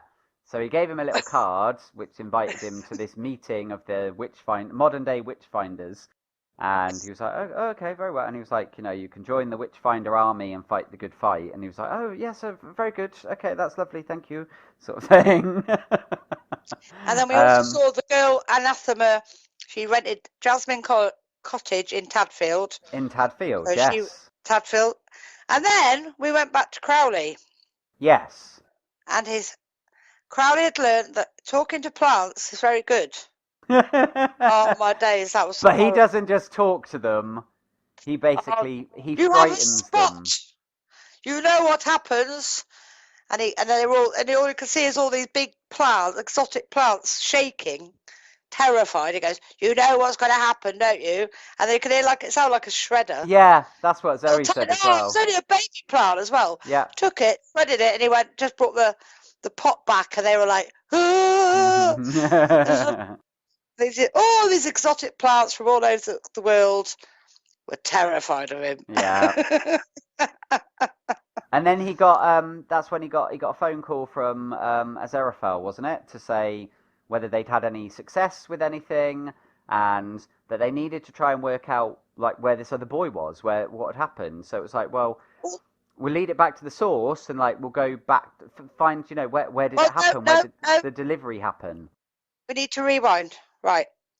We had the angel guy. He was getting inquiries at the bookshop for that book, the book that I can't remember the full name of it. Yeah, we don't know. We're not sure who contacted him looking for it, are we? No. So we got that, and that was the first bit. Then we had Pulsifer, who attended at Shadwell's house, and Miranda Richardson, who's the woman. Oh, yes, and she was Madame Tracy. Yeah, we had that first. Madame Tracy, who is that was when she asked what he was there for, and to begin with she thought he was there for like a palm reading or something like that, and then she went, oh well, are you here for the leisurely, what was it? So I can't remember how she put it. It was a really long-winded massage for a gentleman of discerning taste and discretion and all of this kind of stuff. And it's like, okay, so basically she's like a prostitute or something. And he was like, was told to come here for this, and then she went, oh, you want to Mr. Shadwell's lot? Oh, we'll be so happy. He said nobody So he here. was expecting somebody to come in. He Yeah, doesn't and see anyone very often. he's been on his own for such a long time, and So she knocked on the door. He let him in, and then she goes, "Tea for both." You goes, "Here come Ecky's auntie." yeah, and he was really like, he was like, yeah, we here Oh, with you, lovely. we here with you, harlot, Yeah, you evil harlot. harlot, and all this kind of stuff. Yeah, So wicked then we had woman. that bit. But then I got confused because we had the conversation between Angel and Crowley, Yeah. realizing that the boy wasn't the right one. Now, the reason I was confused is because obviously episode 1, they realised the kid wasn't the right one. Yeah. So then they suddenly went, "We think it's the wrong child." And I thought, yeah, but you said that in episode 1 that you thought it was the wrong child. I think it was more that they were like reconfirming the fact that they had somehow got it wrong, and so as a result, they needed to try and work out where the proper one was. Where the baby was born to try and get the medical records. So they talked about on the car journey there. They said about heading over to that, heading over to the countryside, and on the way there, they were talking about like an American ambassador where they would normally go, and that there's a near. I started thinking. I was thinking in my head, was it supposed to be Upper Hayford, Bryce Norton? Like, where was it meant to be? 'Cause they said, like when it's somebody that's important American, they go to a nearby airbase. And I was trying to think of all the air bases. Available, yeah. It's Hadfield. We ain't got Hadfield, have we? But I was like trying to think what air base would it be? Like I said, Benson, Upper Hayford. It's like Bryce Norton. It's like which one of our air bases would they, possibly fictionally have been going to? But then they said about how they changed the arrangements, and he became aware of the fact that there was a nearby medical convent, a birthing hospital. That's right, that they could go to. So that's where they were sent, and that's where he was sent. And so then they went there. Cut a long story short, they turned up at the nunnery, and no, stop. That didn't happen yet. What else happened then? Right, in between. So they said that's where they're going. So then we had Adam and his friends again. We found out Wensleydale is apparently called Jeremy. No, that happened afterwards. No, it didn't. I wrote it down and I watched it and wrote it as it happened. Right. Okay. So we had Adam and his friends. Wensleydale is Jeremy. Pepper is Pippin, hippie parents, and Brian, who ate an ice cream disgustingly, to fair. Then we also had the bit about Adam and his dog. Mm-hmm. Yeah. No. Yes. No. What happened? No. Right, so we got to meet all the cast of all of his little buddies, and we got a little bit of a background about where they're from, what they are. One of them's going to eventually grow up to be a chartered accountant. One's parents were hippies, but then when their marijuana crop burnt down and stuff, they decided to move back into the village. And then the one that's messy, that was covering himself in ice cream. And they were talking about the dog and couldn't believe that the parents had let him keep the dog. And he said, well, they said as long as I train him and look after him, that would be fine. And then while they were walking through the village, they bumped into the witch. Yeah, I'm totally right. You've gone ahead of yourself. Right, so basically, we had all the bit about that's where they said to have to go to the convent for the medical records. So we had the thing with the children, find out why the names of their names. And we had the thing with the parents were in bed saying about Adam and the dog, and he said no, he's not allowed to have the dog in the bedroom. And Mum checked on him and going, oh, he looks so peaceful when he's asleep. He goes, yeah, when he's asleep. Yeah, which was an interesting comment. Under the bed. Yeah, exactly. So he's obviously acting a bit strange. She sort of looked at him. So the dog was under the bed, so the dog got on the bed. The angels spotted the book. So they went, right, let's go back to Aziraphale and Crowley. Yeah, you're right. No, let me get my thoughts right. So we had the thing about the children. We had Anathema looking for the devil child in the woods. The kids were discussing the witch in the cottage and the role play.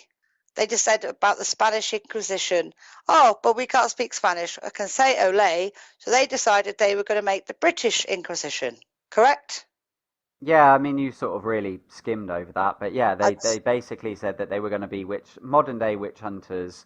And because they suspected she was a witch, and the rumours were that she was a witch, and then they were trumping through the forest playing their game, and she was out with her divining rods trying to figure out where this evil presence was, and she came across them, and got into a conversation with them and asked what they were doing, and they said they were playing witch hunters, and that they were being they were playing, they were being witch hunters, and that they were taking the one with the glasses to be, he was a witch, and they were like, "Are you Wensleydale? Yeah, you're a witch? Yes, I am. No, you're not supposed to tell us you're a witch. Oh, okay. No, I'm not. Okay, so we have to torture you in order to get it out of you." And they took him to a swing, and they put him on that, and that was the torture device. And Adam was swing. That was the torturing device. Yeah, and Adam was sat like on a throne type thing, watching all of this. And they were like, "Oh no!" And he was like, "Tell us whether you're a witch or not." And she was like, "Okay, you kids are weird." And she was asking them if they'd seen anything strange and if there'd been any beasts around. And he went, "Oh, only dog. The dog's the only beast around here." And she was like, "Okay, well, you kids are a bit weird, went about but business, I'll leave you to it." And it's like, "Oh, that was interesting. They had a run-in with each other." So there was that bit. Then we had Crowley and Angel turning up at the convent, and he was saying he could smell love or something. Yeah, which was weird. Very weird. And they went through, and then they got shot. But it was paint. It was a paint gun. And then they had the whole conversation about the suit, and about the suit was ruined. And he was like, "Well, just use a miracle." And he said, "I can't use a miracle on something so frivolous." So Crowley just went, "Oh." And he like flicked his fingers, and next thing it was all gone, good as new. And he was like, "Oh, thank you very much." And he was like, "Yeah, don't mention it." And then they went through, and they were like, "What's happened to this place?" And there was all these people running around. And it turned out that it was being used nowadays for corporate events, for team building exercises. Combat initiative program. and it was the people, funnily enough, it was actually the people from the office that Newton Pulsifer had been working at that he got sacked from. Yeah, that's the guys that were all there, wasn't it? Yeah, so that was a nice little tie-in back with that. So they went inside, they're wandering around trying to look for clues, and then we got to see the young nun from the first episode, the one that hadn't been trusted with anything and had been told to get the biscuits and stuff. She is now the boss of this place. And as soon as she saw Crowley, she realised who he was. And he realised who she was. And then he did something to her to like make her tell them. And then Aziraphale was like, "Why did you do that for?" Like a truth serum, wasn't it? It's like, she would have just told us anyway. Like Lucifer would do. Yeah. Tell me your desire. It's like, you didn't need to do that. We could have just asked her some questions. And he was like, "Oh, this is just easier. It's quicker this way. Then we don't have to hang about." And so he was just all business. And then they were asking about the place, what had happened, the fact that there were no records because the records were destroyed when the fire happened. And we got the quick flashback to the demon, the Irish demon guy, blowing the nunnery up after it had all happened. But she told them as well about the day it happened, when it came, the room that she took the baby to, and they were asking about the ambassador, and she said about him being the ambassador to Swindon, which made them start looking like, "What's that? What? That doesn't..." And they said, "What was his name? Well, can you remember what the ambassador's name was?" No, I can't remember, but she said he used to be the ambassador to Swindon. And then they were very confused by all this, and really no further forward with anything. Oh. So that whole thing was a bit sort of, pointless. So then it was when they were then on their way back, and they were annoyed about everything, and they were talking about what they were going to do. They hit somebody. Well, yeah, basically they were driving down the road. The witch girl, Anathema, or whatever her name is, she was cycling, and parallel to the road, she had her mind in something else, and she pulled out. They knocked her off the bike, didn't they? Yeah. And obviously the angel went over. Let there be light. And she goes. Then they realised she was alive. She went, "How'd you do that?" So the other one turned it off. Yeah. And then he went and touched her hands. Went, "Oh no, bone's broken." So basically healed her. Because she did have broken bones. So while he was healing her, Crowley was healing his car. Fixing his car. Which is hilarious. And then her bike, he goes, "Oh, don't forget my bike." And the bike was broken. And he's going, "Oh, we can't fit a bike." And he goes, "Yes, there's a bike rack on the back." So he'd obviously magicked a bike rack. Yeah. Put it on the back. Get in the car, and you could hear Queen's bicycle. Yeah. Bicycle. She looked round. Her car had been, her bike had been updated with gears and everything. Like, I don't remember gears on my bike. But when they got to the other end and he took the bike off, he thought, he goes, "Why did you have to do that?" And he went, "I don't know." And then he's like, clicked his fingers or something. So when they got to the other end, when they took the bike off, it was like, there it is, all normal. And what did he say? He called it. He said, upgraded it back to he said itself. a perfectly normal cycliophile or something. I know, some and she weird went, name. bicycle, and then he went, yes, of course. And then I love when Crowley mocked him, and he was like, dear Lord, please bless this bicycle, and all this line, because he'd done a prayer and a miracle to make the bike better and stuff. Yeah. He was like mocking him for it. But yeah, when they dropped her off, and she was like, this is all really weird, you're really weird, this is really strange. She forgot to pick up her book. Yeah, she got out of the car, and then we spotted the book, but obviously nothing was ever said about that. And then they started in the car, they're going, we think maybe we should get a human to find a human. Yes. And then Crowley says something about something that water slides off. Oh, I can't remember what it is at the moment. Yep. Then they both had the same idea about we're going to recruit somebody. And then he went, ducks, that's what water slides off. And then he's like, what are you talking about? But it was also at that point they revealed the fact that they both have operatives, and they were going to get their operatives to work, but then the suggestion about their operatives working together, but like no, and like Crowley was like, nah, my lot don't really work well with others, and all this like, exactly. and it's like, oh, okay, so what are his lot? You know, they're going to be like degenerates and, you know, criminals and stuff like that. So we got a little something there, but we didn't really get them go into detail of who this network of humans are. Yeah, exactly. So then he dropped him off back at the shop, and while he was getting out of the car, that's when he noticed, Aziraphale noticed the book in the back of the car, didn't he? He goes, oh, I'm not delivering books back to people. He said, just put it in the post and send it to her. And once he realized, when he saw what the book was, he went, oh, yeah, so see you then, bye. Yeah. Okay, I'm getting in the shop with his book. So and that then was he had to look at. He got his gloves on, didn't he?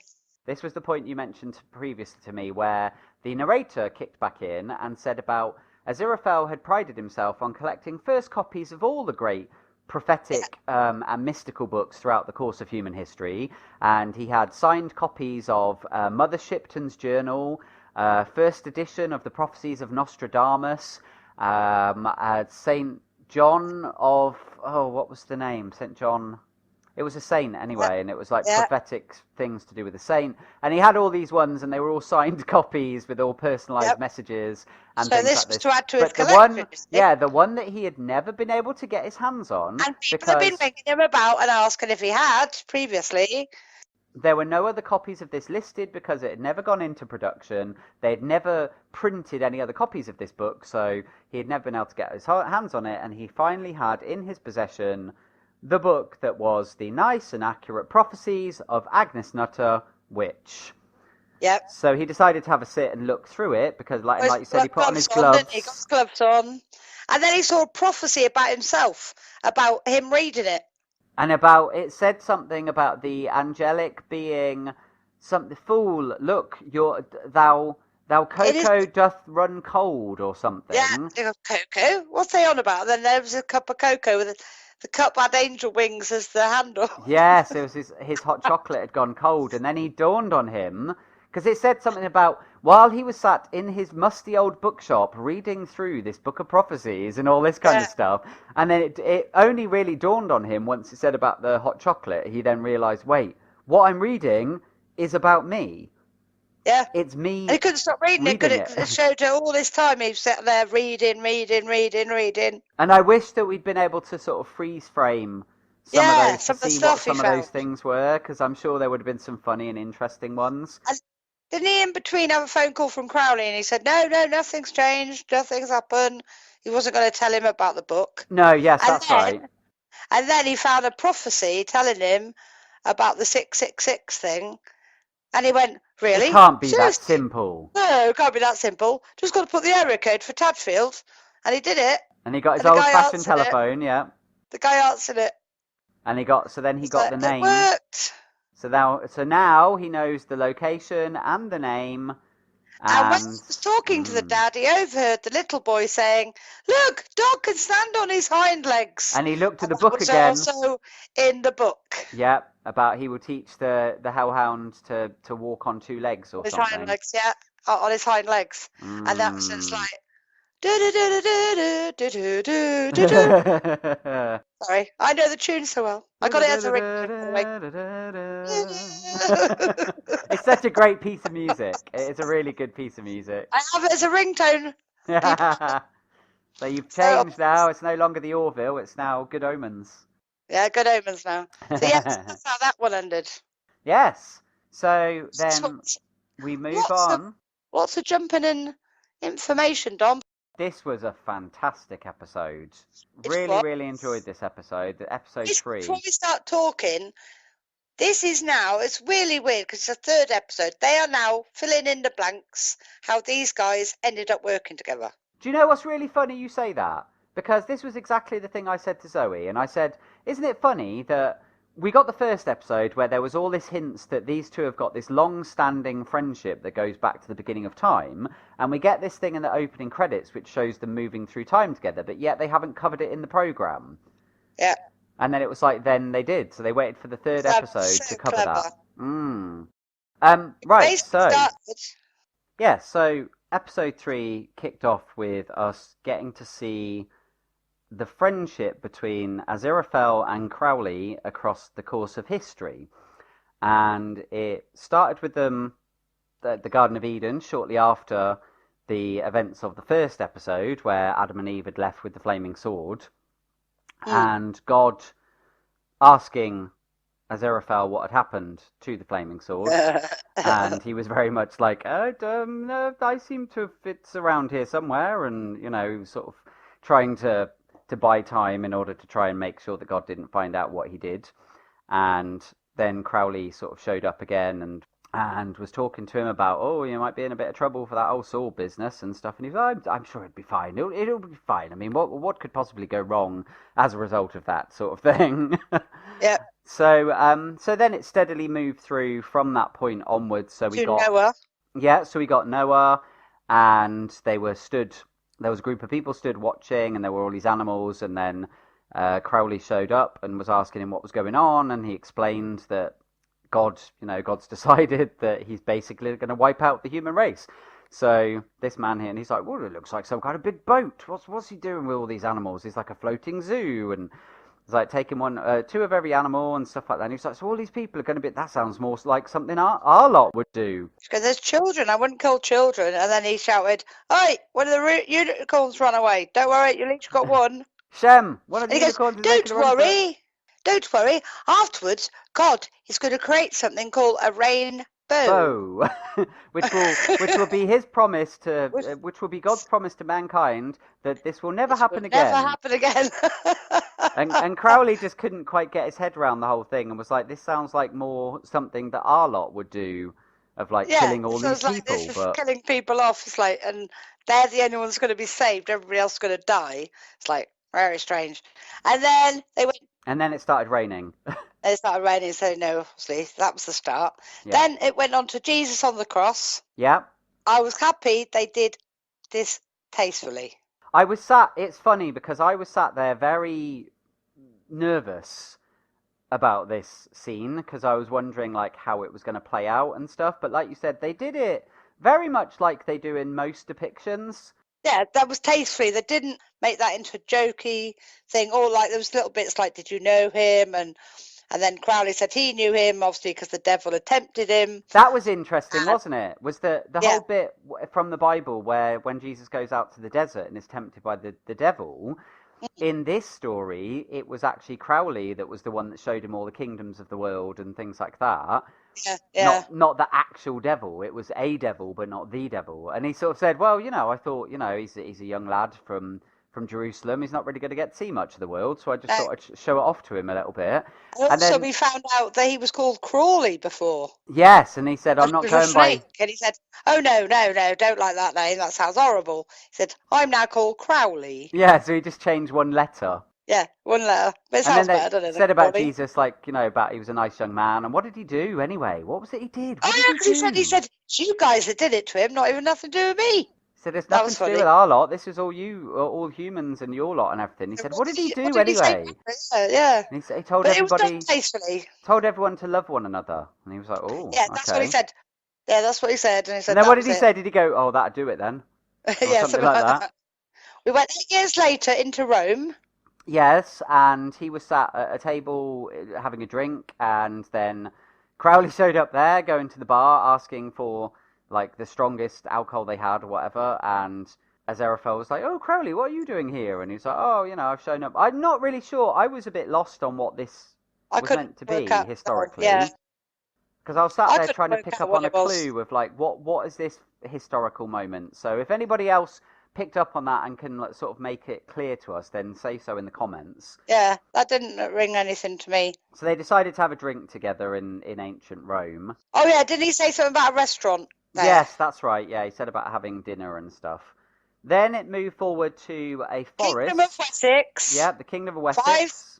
537 AD to the realm of King Arthur. And he was Aziraphale was a white knight, and he was going into the middle of this forest, and it was all misty. And then he called out. He was there seeking the Black Knight, and as soon as straight off the bat, I just went, "I bet the Black Knight's going to be Crowley." And it was. And he came forward, and he was like, "Who dares come here?" and all this stuff. And then he went, "Crowley, is that you?" And then he was like, "Oh, what are you doing here?" and all this stuff. Yeah. And then this is when the first idea of them not go into all these things where one's doing bad, one's doing bad, one's doing good. Yeah. This is the first idea of let's just send messages to say, yeah, we sorted it.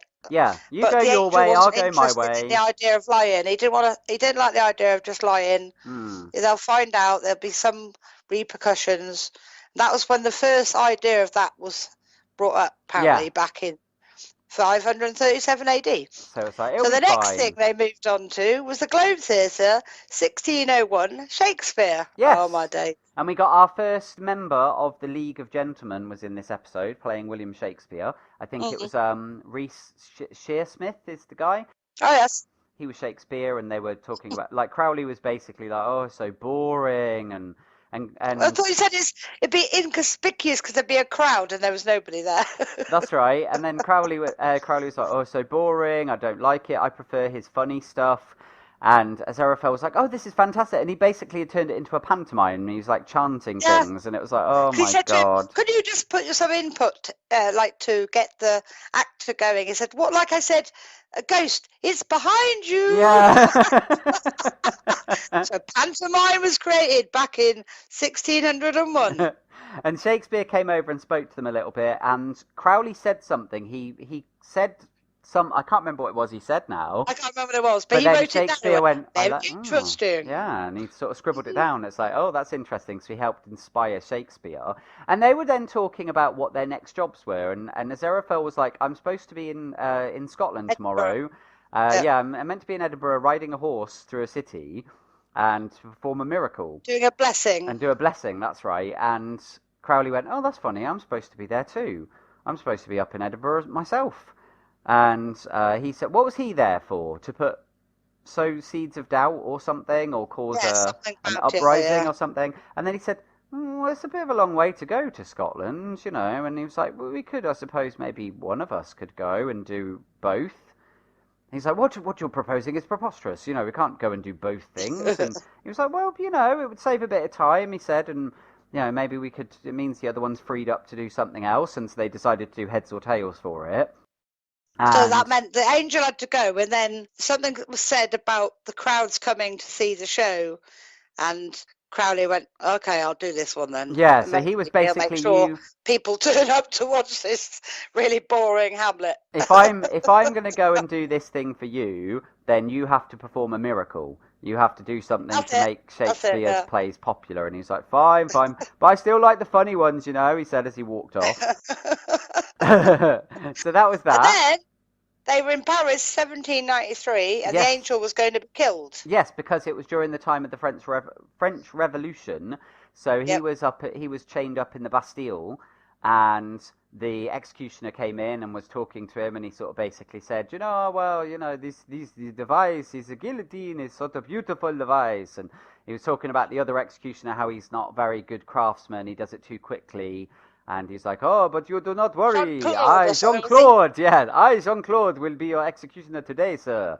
And all this, and he's like, "But I believe there's been some kind of mistake, and all this." He came looking for crepes or something. Yes, that was the only reason he was in Paris, was because he was looking for crepes. It's because he was dressed as a He was dressed too posh. Well, Or yeah, something, wasn't he it? was dressed as an aristocrat, and obviously during the French Revolution, they rose up against the ruling classes, didn't they?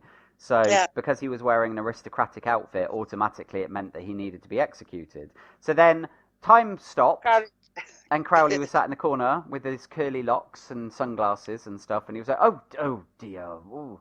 As if like, what? Look at the state of you. And he was like, oh, I was here, you know, doing a bit this and that, sowing a bit of dissent, causing a bit of rabble rising. And he was like, this is all down to you. And he was like, well, you know, we have to do something. And he said, what are you doing here? And he explained about the crepes and things. And he said, so you popped over here in the middle of a revolution just because you fancied crepes. He's like, well, you know, you can get the best crepes in Paris. And he's like, oh dear. So he agreed to help him. He switched it all, didn't he? So he switched it. He said, let's go out for crepes. And then he put him in better clothes, said, you can't wear them. Yeah. Changed him, swapped it to the guy that was going to be the guillotine guy. Yeah. So he was now the prisoner. And they just left him, and he got taken away to the guillotine. And they were just able to leave and go off and have lunch somewhere together. Then we went St. James's Park, 1862. Yes, and they were stood on the bridge feeding the ducks.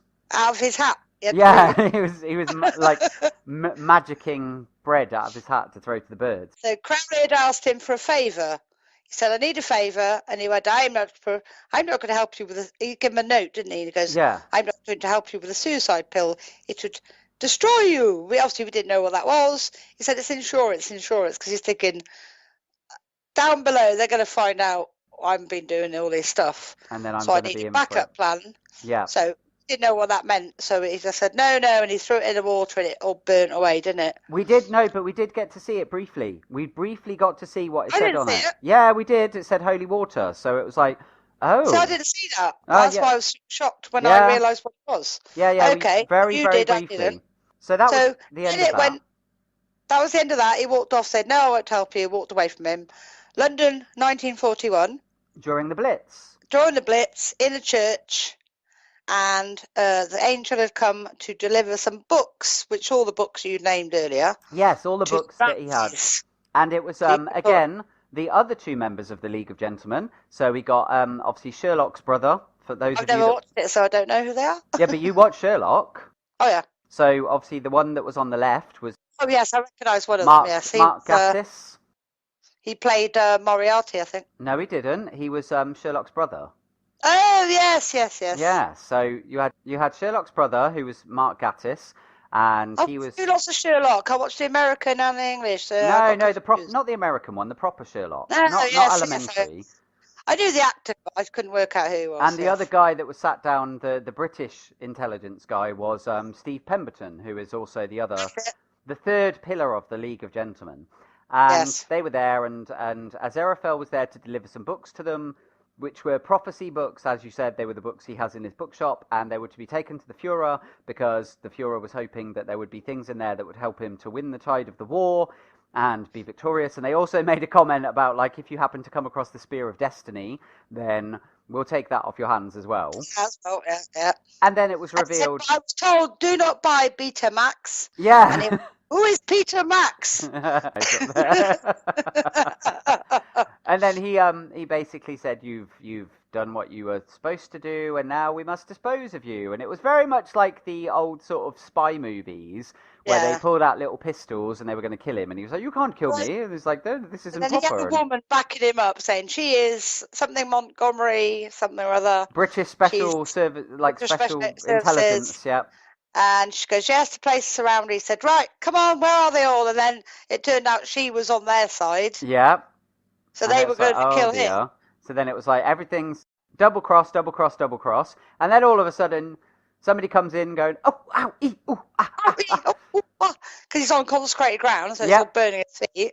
And they was all about this, that, and the other. And he said about the bomb. And they said, no, the bomb is going to the east end. He said, no, mate, it's coming here. Going to destroy this church, so run away as quick as you can. Yeah. Well, if you have a chance, if you're not going to run away, it's going to happen in a minute. By some miracle intervention, we will be saved. Yeah. And they didn't believe him because they said, no, it's a different part of London is supposed to be getting bombed, not this area. And didn't he have he had a name at this point as well, which was interesting because the woman recognised him and she said, oh, We are honoured. Yes! Anthony J. Crowley. Yes, and it was like, okay, that's interesting.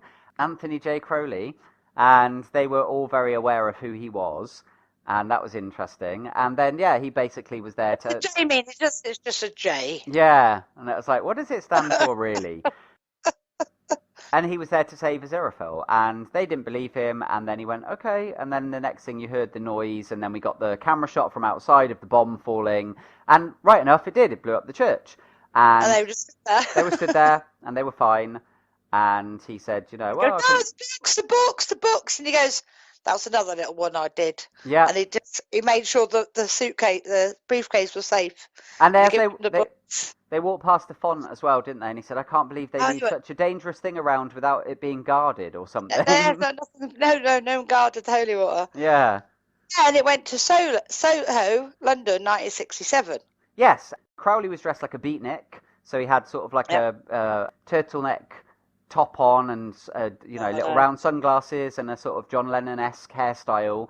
And they were meeting in a cafe, this little group, and they were arranging some kind of heist that they were going to do. Church. And it turned out, it was in a church. And there was a lady, and the gentleman that was there, he introduced, and his basically was it Lieutenant Colonel Shadwell? And then you go, wait, Shadwell? Lance Corporal. Lance Corporal, that's it, Lance Corporal. Shadwell? Hold on a second. And then the penny drops, and you go, oh my God, that's the guy. That's the guy. We did, but he didn't because he didn't know him then, did he? No, we realised Shadwell's from the one that's got Lucifer. Yeah. So it's like, that's interesting. He was going, is there a witch involved? And asked about the nipples and asked him all the questions. Asked him if he was a witch. As he does. And then they asked how much money they get, and he told him how much money. And then he's leaving the meeting. Yeah. And then he cornered him, and then he said, I have this witch... I love the bit when he said to him about, I represent a very elusive secret society. And then he said, you seem like the type of gentleman that would be useful to us. And then he said, I represent the Witchfinder General's army. Maybe you've heard of us. And he said, but you just said it was a secret society, so how could I have heard of you? Yeah, so he said, oh, right, okay. And he said, right, you know where to find me. Yeah. So he got back in his car. Then he got in his car, and the angel was there. Yep. So he said, I cannot believe you're going to do something atrocious. But then we realised then what he was going to do is go and steal the holy water. Yep. Because that is the thing he wanted as an insurance policy. And he didn't want him to do that because he knew if he touched it, it'd burn him or kill him. Yeah. So he gives him a little flask of it and said, don't open it. Don't open it. So he basically talked him out of doing this robbery. And he said, don't do that. And then he said, here. And he gave it this in this flask. And he said, be very careful. It's what you asked for. And he said, but, I don't want you to use this. And he basically said about how he was very dear to him. And he appreciated their friendship, and he didn't want anything to go wrong and anything bad. And then he said, can I drop you anyway? He said, no. He said, anyway. He goes, no, you go too fast for me, Crowley. Yeah. And it is because he's like a bit sporadic, isn't he? Lives life by the seat of his pants, yeah. That's what he meant. I know we obviously had the car thing. Yeah. When he was fast, but he meant the way he lives his life. Mm-hmm. So he got out.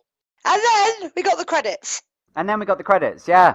So it's like, oh, hilarious. Very long intro. As soon as it came back off the credits, fast forward to, sorry, right number. Yeah. Put the phone down.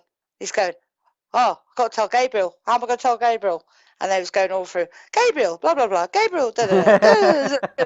Trying to think how he was going to tell Gabriel. Mm-hmm. Then we switched over to the little village in Tasfield. Yeah. About the hellhound. Yeah. Oh, he had a ginger cat sat next to him. He thought, I'll use my demon eyes. I'll scare this cat. Mm-hmm. The cat scratched him, scared the dog. Hilarious. Then the boy that could hear, the witch woman, what's her name? Alpha? Anathema, yeah. Getting really angry, chucking stuff. Little boy heard her. You all right?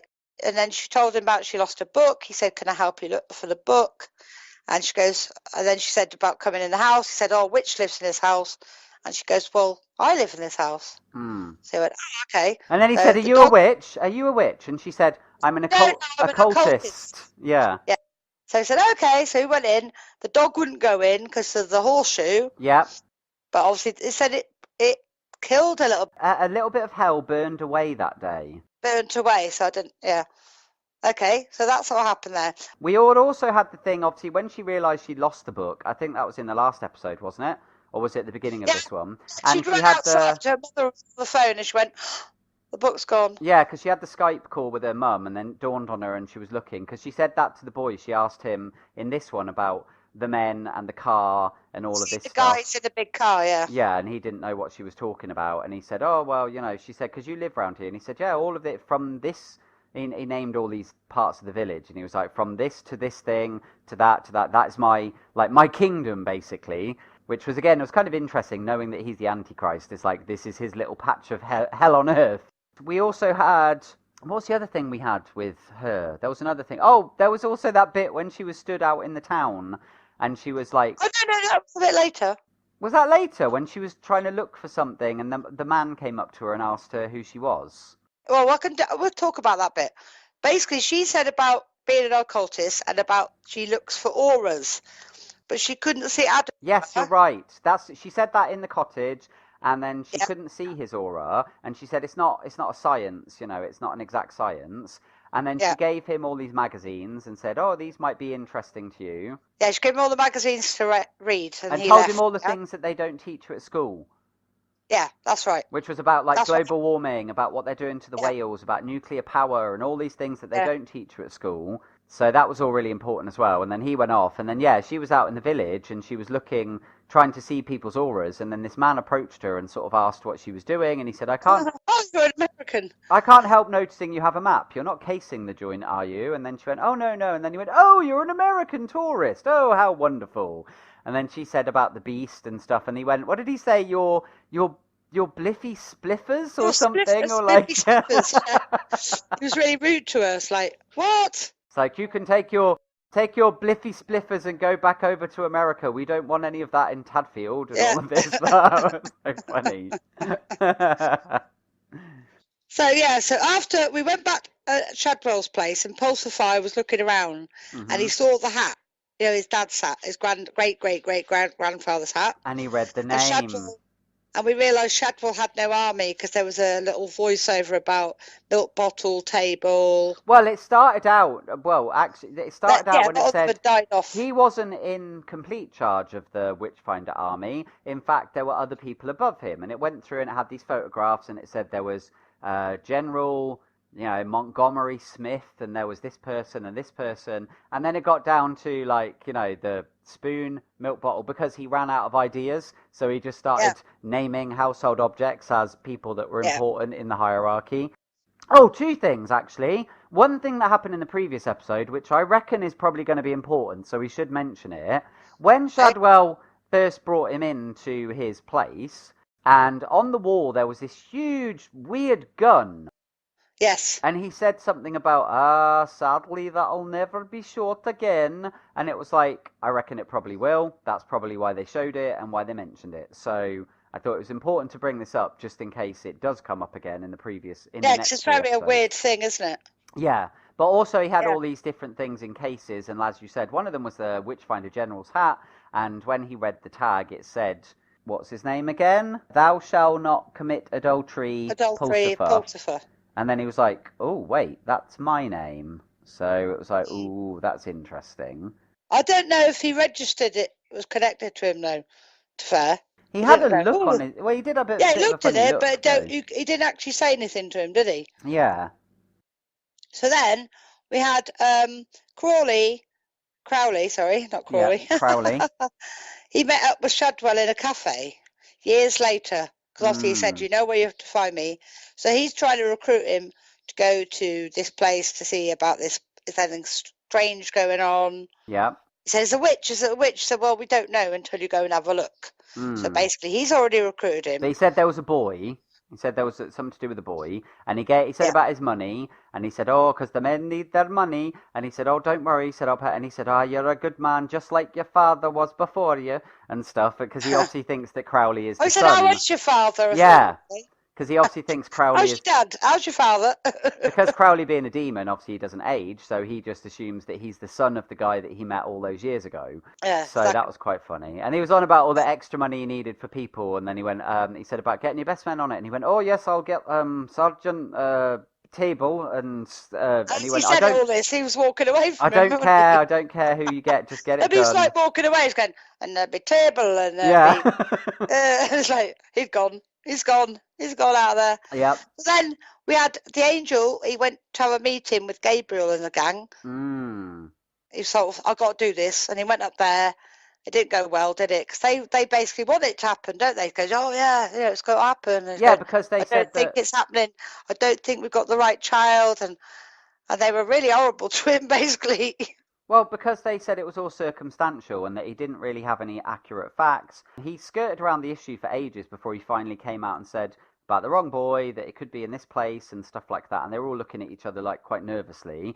And Gabriel said that, like, we don't mess this up. We've been waiting for this moment since the fall. So since the fall, there wasn't really a resolution. You know, the fall happened, they all got condemned to hell, but there was no real outcome. So this is our chance to finally draw a line under it all. So that's why heaven wants apocalypse to happen, because they want to finish what they started with the forces of hell. Yeah. And it's like, you So know, this has to happen. It just felt like he went away deflated, didn't he? Yeah, they sent him off on his way, and then we saw them going, oh. And they were like, what do you think about this? What do you make of it all? And they were like, I don't know. And there's all this things about him, and they were, I have to keep an eye on things. And then you had a throwback to what happened with Crowley, where the weird little angel with the gold teeth went, I don't trust him, you know. And I was like, so one of his lot don't trust him, and one of the demon lot don't trust Crowley. So they both got a lackey on either side. Yeah, that doesn't trust the other. So I was like, that's interesting as well. So then it was like, okay. We went back to Dorking, or wherever it was. No, not Dorking. Wherever Shadwell lives. So we had Pulsifer, looking through stuff, noting in the papers, going, oh, weird things happen in Tadfield. And it was all to do with the weather and about how the crop of the trees were growing fruit really well. And it sounded really idyllic. And he said there's something wrong here because it's had... Like, because he said about all the good weather and this, that, and the other, and the guy was really dismissive, and he said, yeah, but it's unusual because, you know, it's got basically everything you've ever dreamed of. If you ever wanted the perfect weather and stuff, this village has all of those perfect things. But just before that happened, when he told Shadwell, there was a phone call, so the madam took the phone call, and it was the angel, and then Shadwell came in, and he says... I want her. So basically, he's also recruiting Shadwell. Which is then when it dawned on us. That's why he got the address. He wrote the address down. Adam, Dada, Shadwell, Tadfield. So then when he went into the room when Pulsifer was saying all this stuff, that's when Shadwell realised, wasn't it? He was thinking, no, that doesn't make any sense. But he was sort of thinking, is that phone call related to what you're just saying? He asked him the name. He didn't say at the time. He asked him the name of the village, didn't he? Yeah.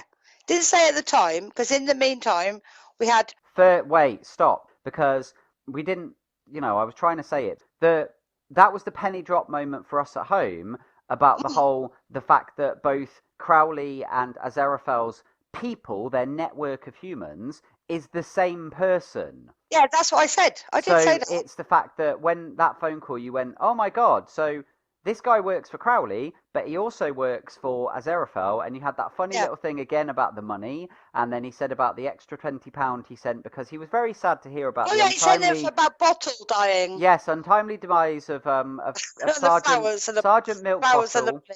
And then he said, oh, the family appreciate it. And he said, well, you know, you have to look after the men and all of this. And I thought, this guy's a right con artist. He's like getting all this money from both sides and, you know, making up all these different people so that he can get all this additional money. Both Angel and Demon are both recruited the same guy. Yeah. So they're both, that is their human... remember he said I have all these associates. And that was the moment I was waiting to discuss. Sorry. So, yeah. So anyway, so we that's that. So anyway, moving on. So yeah, then the penny dropped about the village because he then asked him, "Oh, this place that you've been reading all this stuff about, it wouldn't happen to be called Tadfield in Oxfordshire, would it?" And he was like, "Yes, yes, actually it is." And he said, "Oh," and then he said, "Okay, we'll be back here sharpish first thing tomorrow morning, and you'll got your first assignment. You'll go in there." He's going to send him to Tadfield and stuff, wasn't he? Mm. So that was and that. then we saw a guy with a food place saying, "Oh, we're going to change it all. We're going to turn it into chow food free food." And it was one of those really fancy restaurants where the food is pointless and it's all haute cuisine. You have a little blob of food like you get from the ones nowadays. So that was brilliant. In this book, they Gordon obviously took Ramsay it from restaurants, real life. Like yeah, that. Like we've always said, really, is that food? And what was interesting about that? Like that, he thought, well, people really, really need to eat. We'll make food that hasn't got any food in it. Yeah, he came up. What was interesting about that was the fact that it's this thing about, he said, "I've never been sat in a restaurant with so many wealthy people who are like still really hungry. They're like eating, but they're not satisfying themselves." And so that had given him the idea to come up with the next revolution in food, which was foodless food. Food, yeah. And so then you saw him in a diner, and he opened up this case, and he was like, "There's the burger, there's this, there's a milkshake, and basically none of it contains anything. So it appears to be food, but none of it contains any kind of content of energy or nutrition or calories or anything." And then he said about just say, "Serve it as chow." Yeah. No questions asked. It's just chow. And then we had this quick thing going. Doesn't cause anything. Your kidneys might have all the health problems you'll have from eating food that has no food in it. And so it's like, yeah, great business going. He's all set up for his big launch, and then he gets the postman turned up. And then it made sense as to who this guy was, and everything was then like, now it all makes sense. Yeah. Because he was... You're Dr. Ravensable, and he was the Horseman of Famine. Yeah. And what was weird, Elvis was in the building. Yeah, cleaning the toilets. Yeah. Yeah. He goes, "I have the scales." Yeah, the scales, the scales of justice. We'll begin now, and he's going, "Put everything you get on with it now. I've got to go." And he just left the woman, didn't he, to deal with the whole thing. She was all flustered because she was like, "But what about these appointments?" He's like, cancel everything." And she's like, "Where are you going?" And he's like, "Tadfield, Oxfordshire." Yeah. Like, oh. It's Oxfordshire, isn't it? Yeah, I know. It always makes me laugh every time they say it. I love it. I love Terry Pratchett. Yeah. So anyway, then we nip back to Adam reading all the information. Having a question with his dad. His dad was going, "No, this rubbish, whatever." Yeah. And he's going, everything he was saying, he was dissing him. Mm-hmm. Because I think I'll go to bed and read it. So he went off to bed, and then we went back to Crowley and the Angel. They were arguing again. Mm-hmm. They met in the park. He said, "Where's the third safe place?" And he went through all of them, and the bandstand, there was something else, and he went, "The bandstand." Mm-hmm. They turned up again, and again he was saying the same argument. Basically, we shouldn't be seeing anybody. We should just let them know. We just send them messages, and no, I can't believe you're doing this. And they had a massive row, didn't they? And then he was like, Crowley was basically saying about like, if it all does end up happening, he said, "We'll just go off somewhere." And he said, "What do you mean go off somewhere?" And he said, "Well, it's a big reality. We can go off anywhere. We don't have to stay here." And it's like basically like, this whole friendship they've got. It's like it doesn't have to end just because the world's going to end and because the apocalypse is going to happen. And he's like, "You don't seem to understand what's happening here, Crowley." And he's like, "This is it. Yeah. This is the end." And he's like, "I'm sorry, but we can't do this anymore." And he said, and it was so sad because he had he had tears in his eyes because it was that sort of thing of like, I don't want to not be your friend anymore, but we can't do this anymore. We've got to break up, basically. We've got to go our separate ways. And it was it looked like it really pained him to do collaboration anymore, yeah. Yeah, and it was like, oh, that was so... And he went, "Fine, whatever." And he sort of stormed off. And he was like, "I don't care." And then Aziraphale looked really upset and stuff. And it was, oh, bless him. So that was quite a sad little moment. So for the time being, they've gone separate directions. Separate ways, yeah. Then he went back to Tadfield. A little boy had gone to bed, reading his magazines. And what had he been reading about last? He was reading about the reactor. About nuclear power. He was reading about that, and he goes, "Yeah." He said something, I can't remember what he said. And then he went to sleep. But then, obviously, I'm going to go to sleep. And then he could hear voices going, "You can change things." Well, we could hear the voices, yeah, and they were really weird, creepy, mysterious whispering. You can change things. It's starting. And then, he's beginning to come into his power and all of this kind of stuff. Yeah. Well, at the beginning bit going, the reactor's going crazy. We need to turn it off and all this stuff. It wasn't. It was going crazy and we need to turn it off. It was. Everything was going off the scale, but they couldn't make any sense of it because they said it's producing more power than it should be producing. It's running more efficiently than it should be running, and it appears that there's nothing powering it. So it's like, this makes no sense. We need to go and investigate. So they went and looked in the reactor core, and they went, and there was no reactor. But there's a sherbet lemon. Yeah, so the whole power grid is being powered by a sherbet lemon. Did it pan back to the little boy and he had a load of sherbet lemons in his bedroom? Yeah, across the magazine on his bed with sherbet lemons. And they went, do-do-do-do-do-do-do-do-do-do. So it's like, oh. My peoples. So then you've got all the stuff that, like, he made that happen subconsciously because he'd been reading about it, and obviously he wanted to get rid of nuclear reactors, so he did that. The whole thing with the good weather in the village and all of the increased sort of crop growing and that's all down to him. Things he thinks about seems to be happening, basically. In his little brain, I could do something about it. Yeah.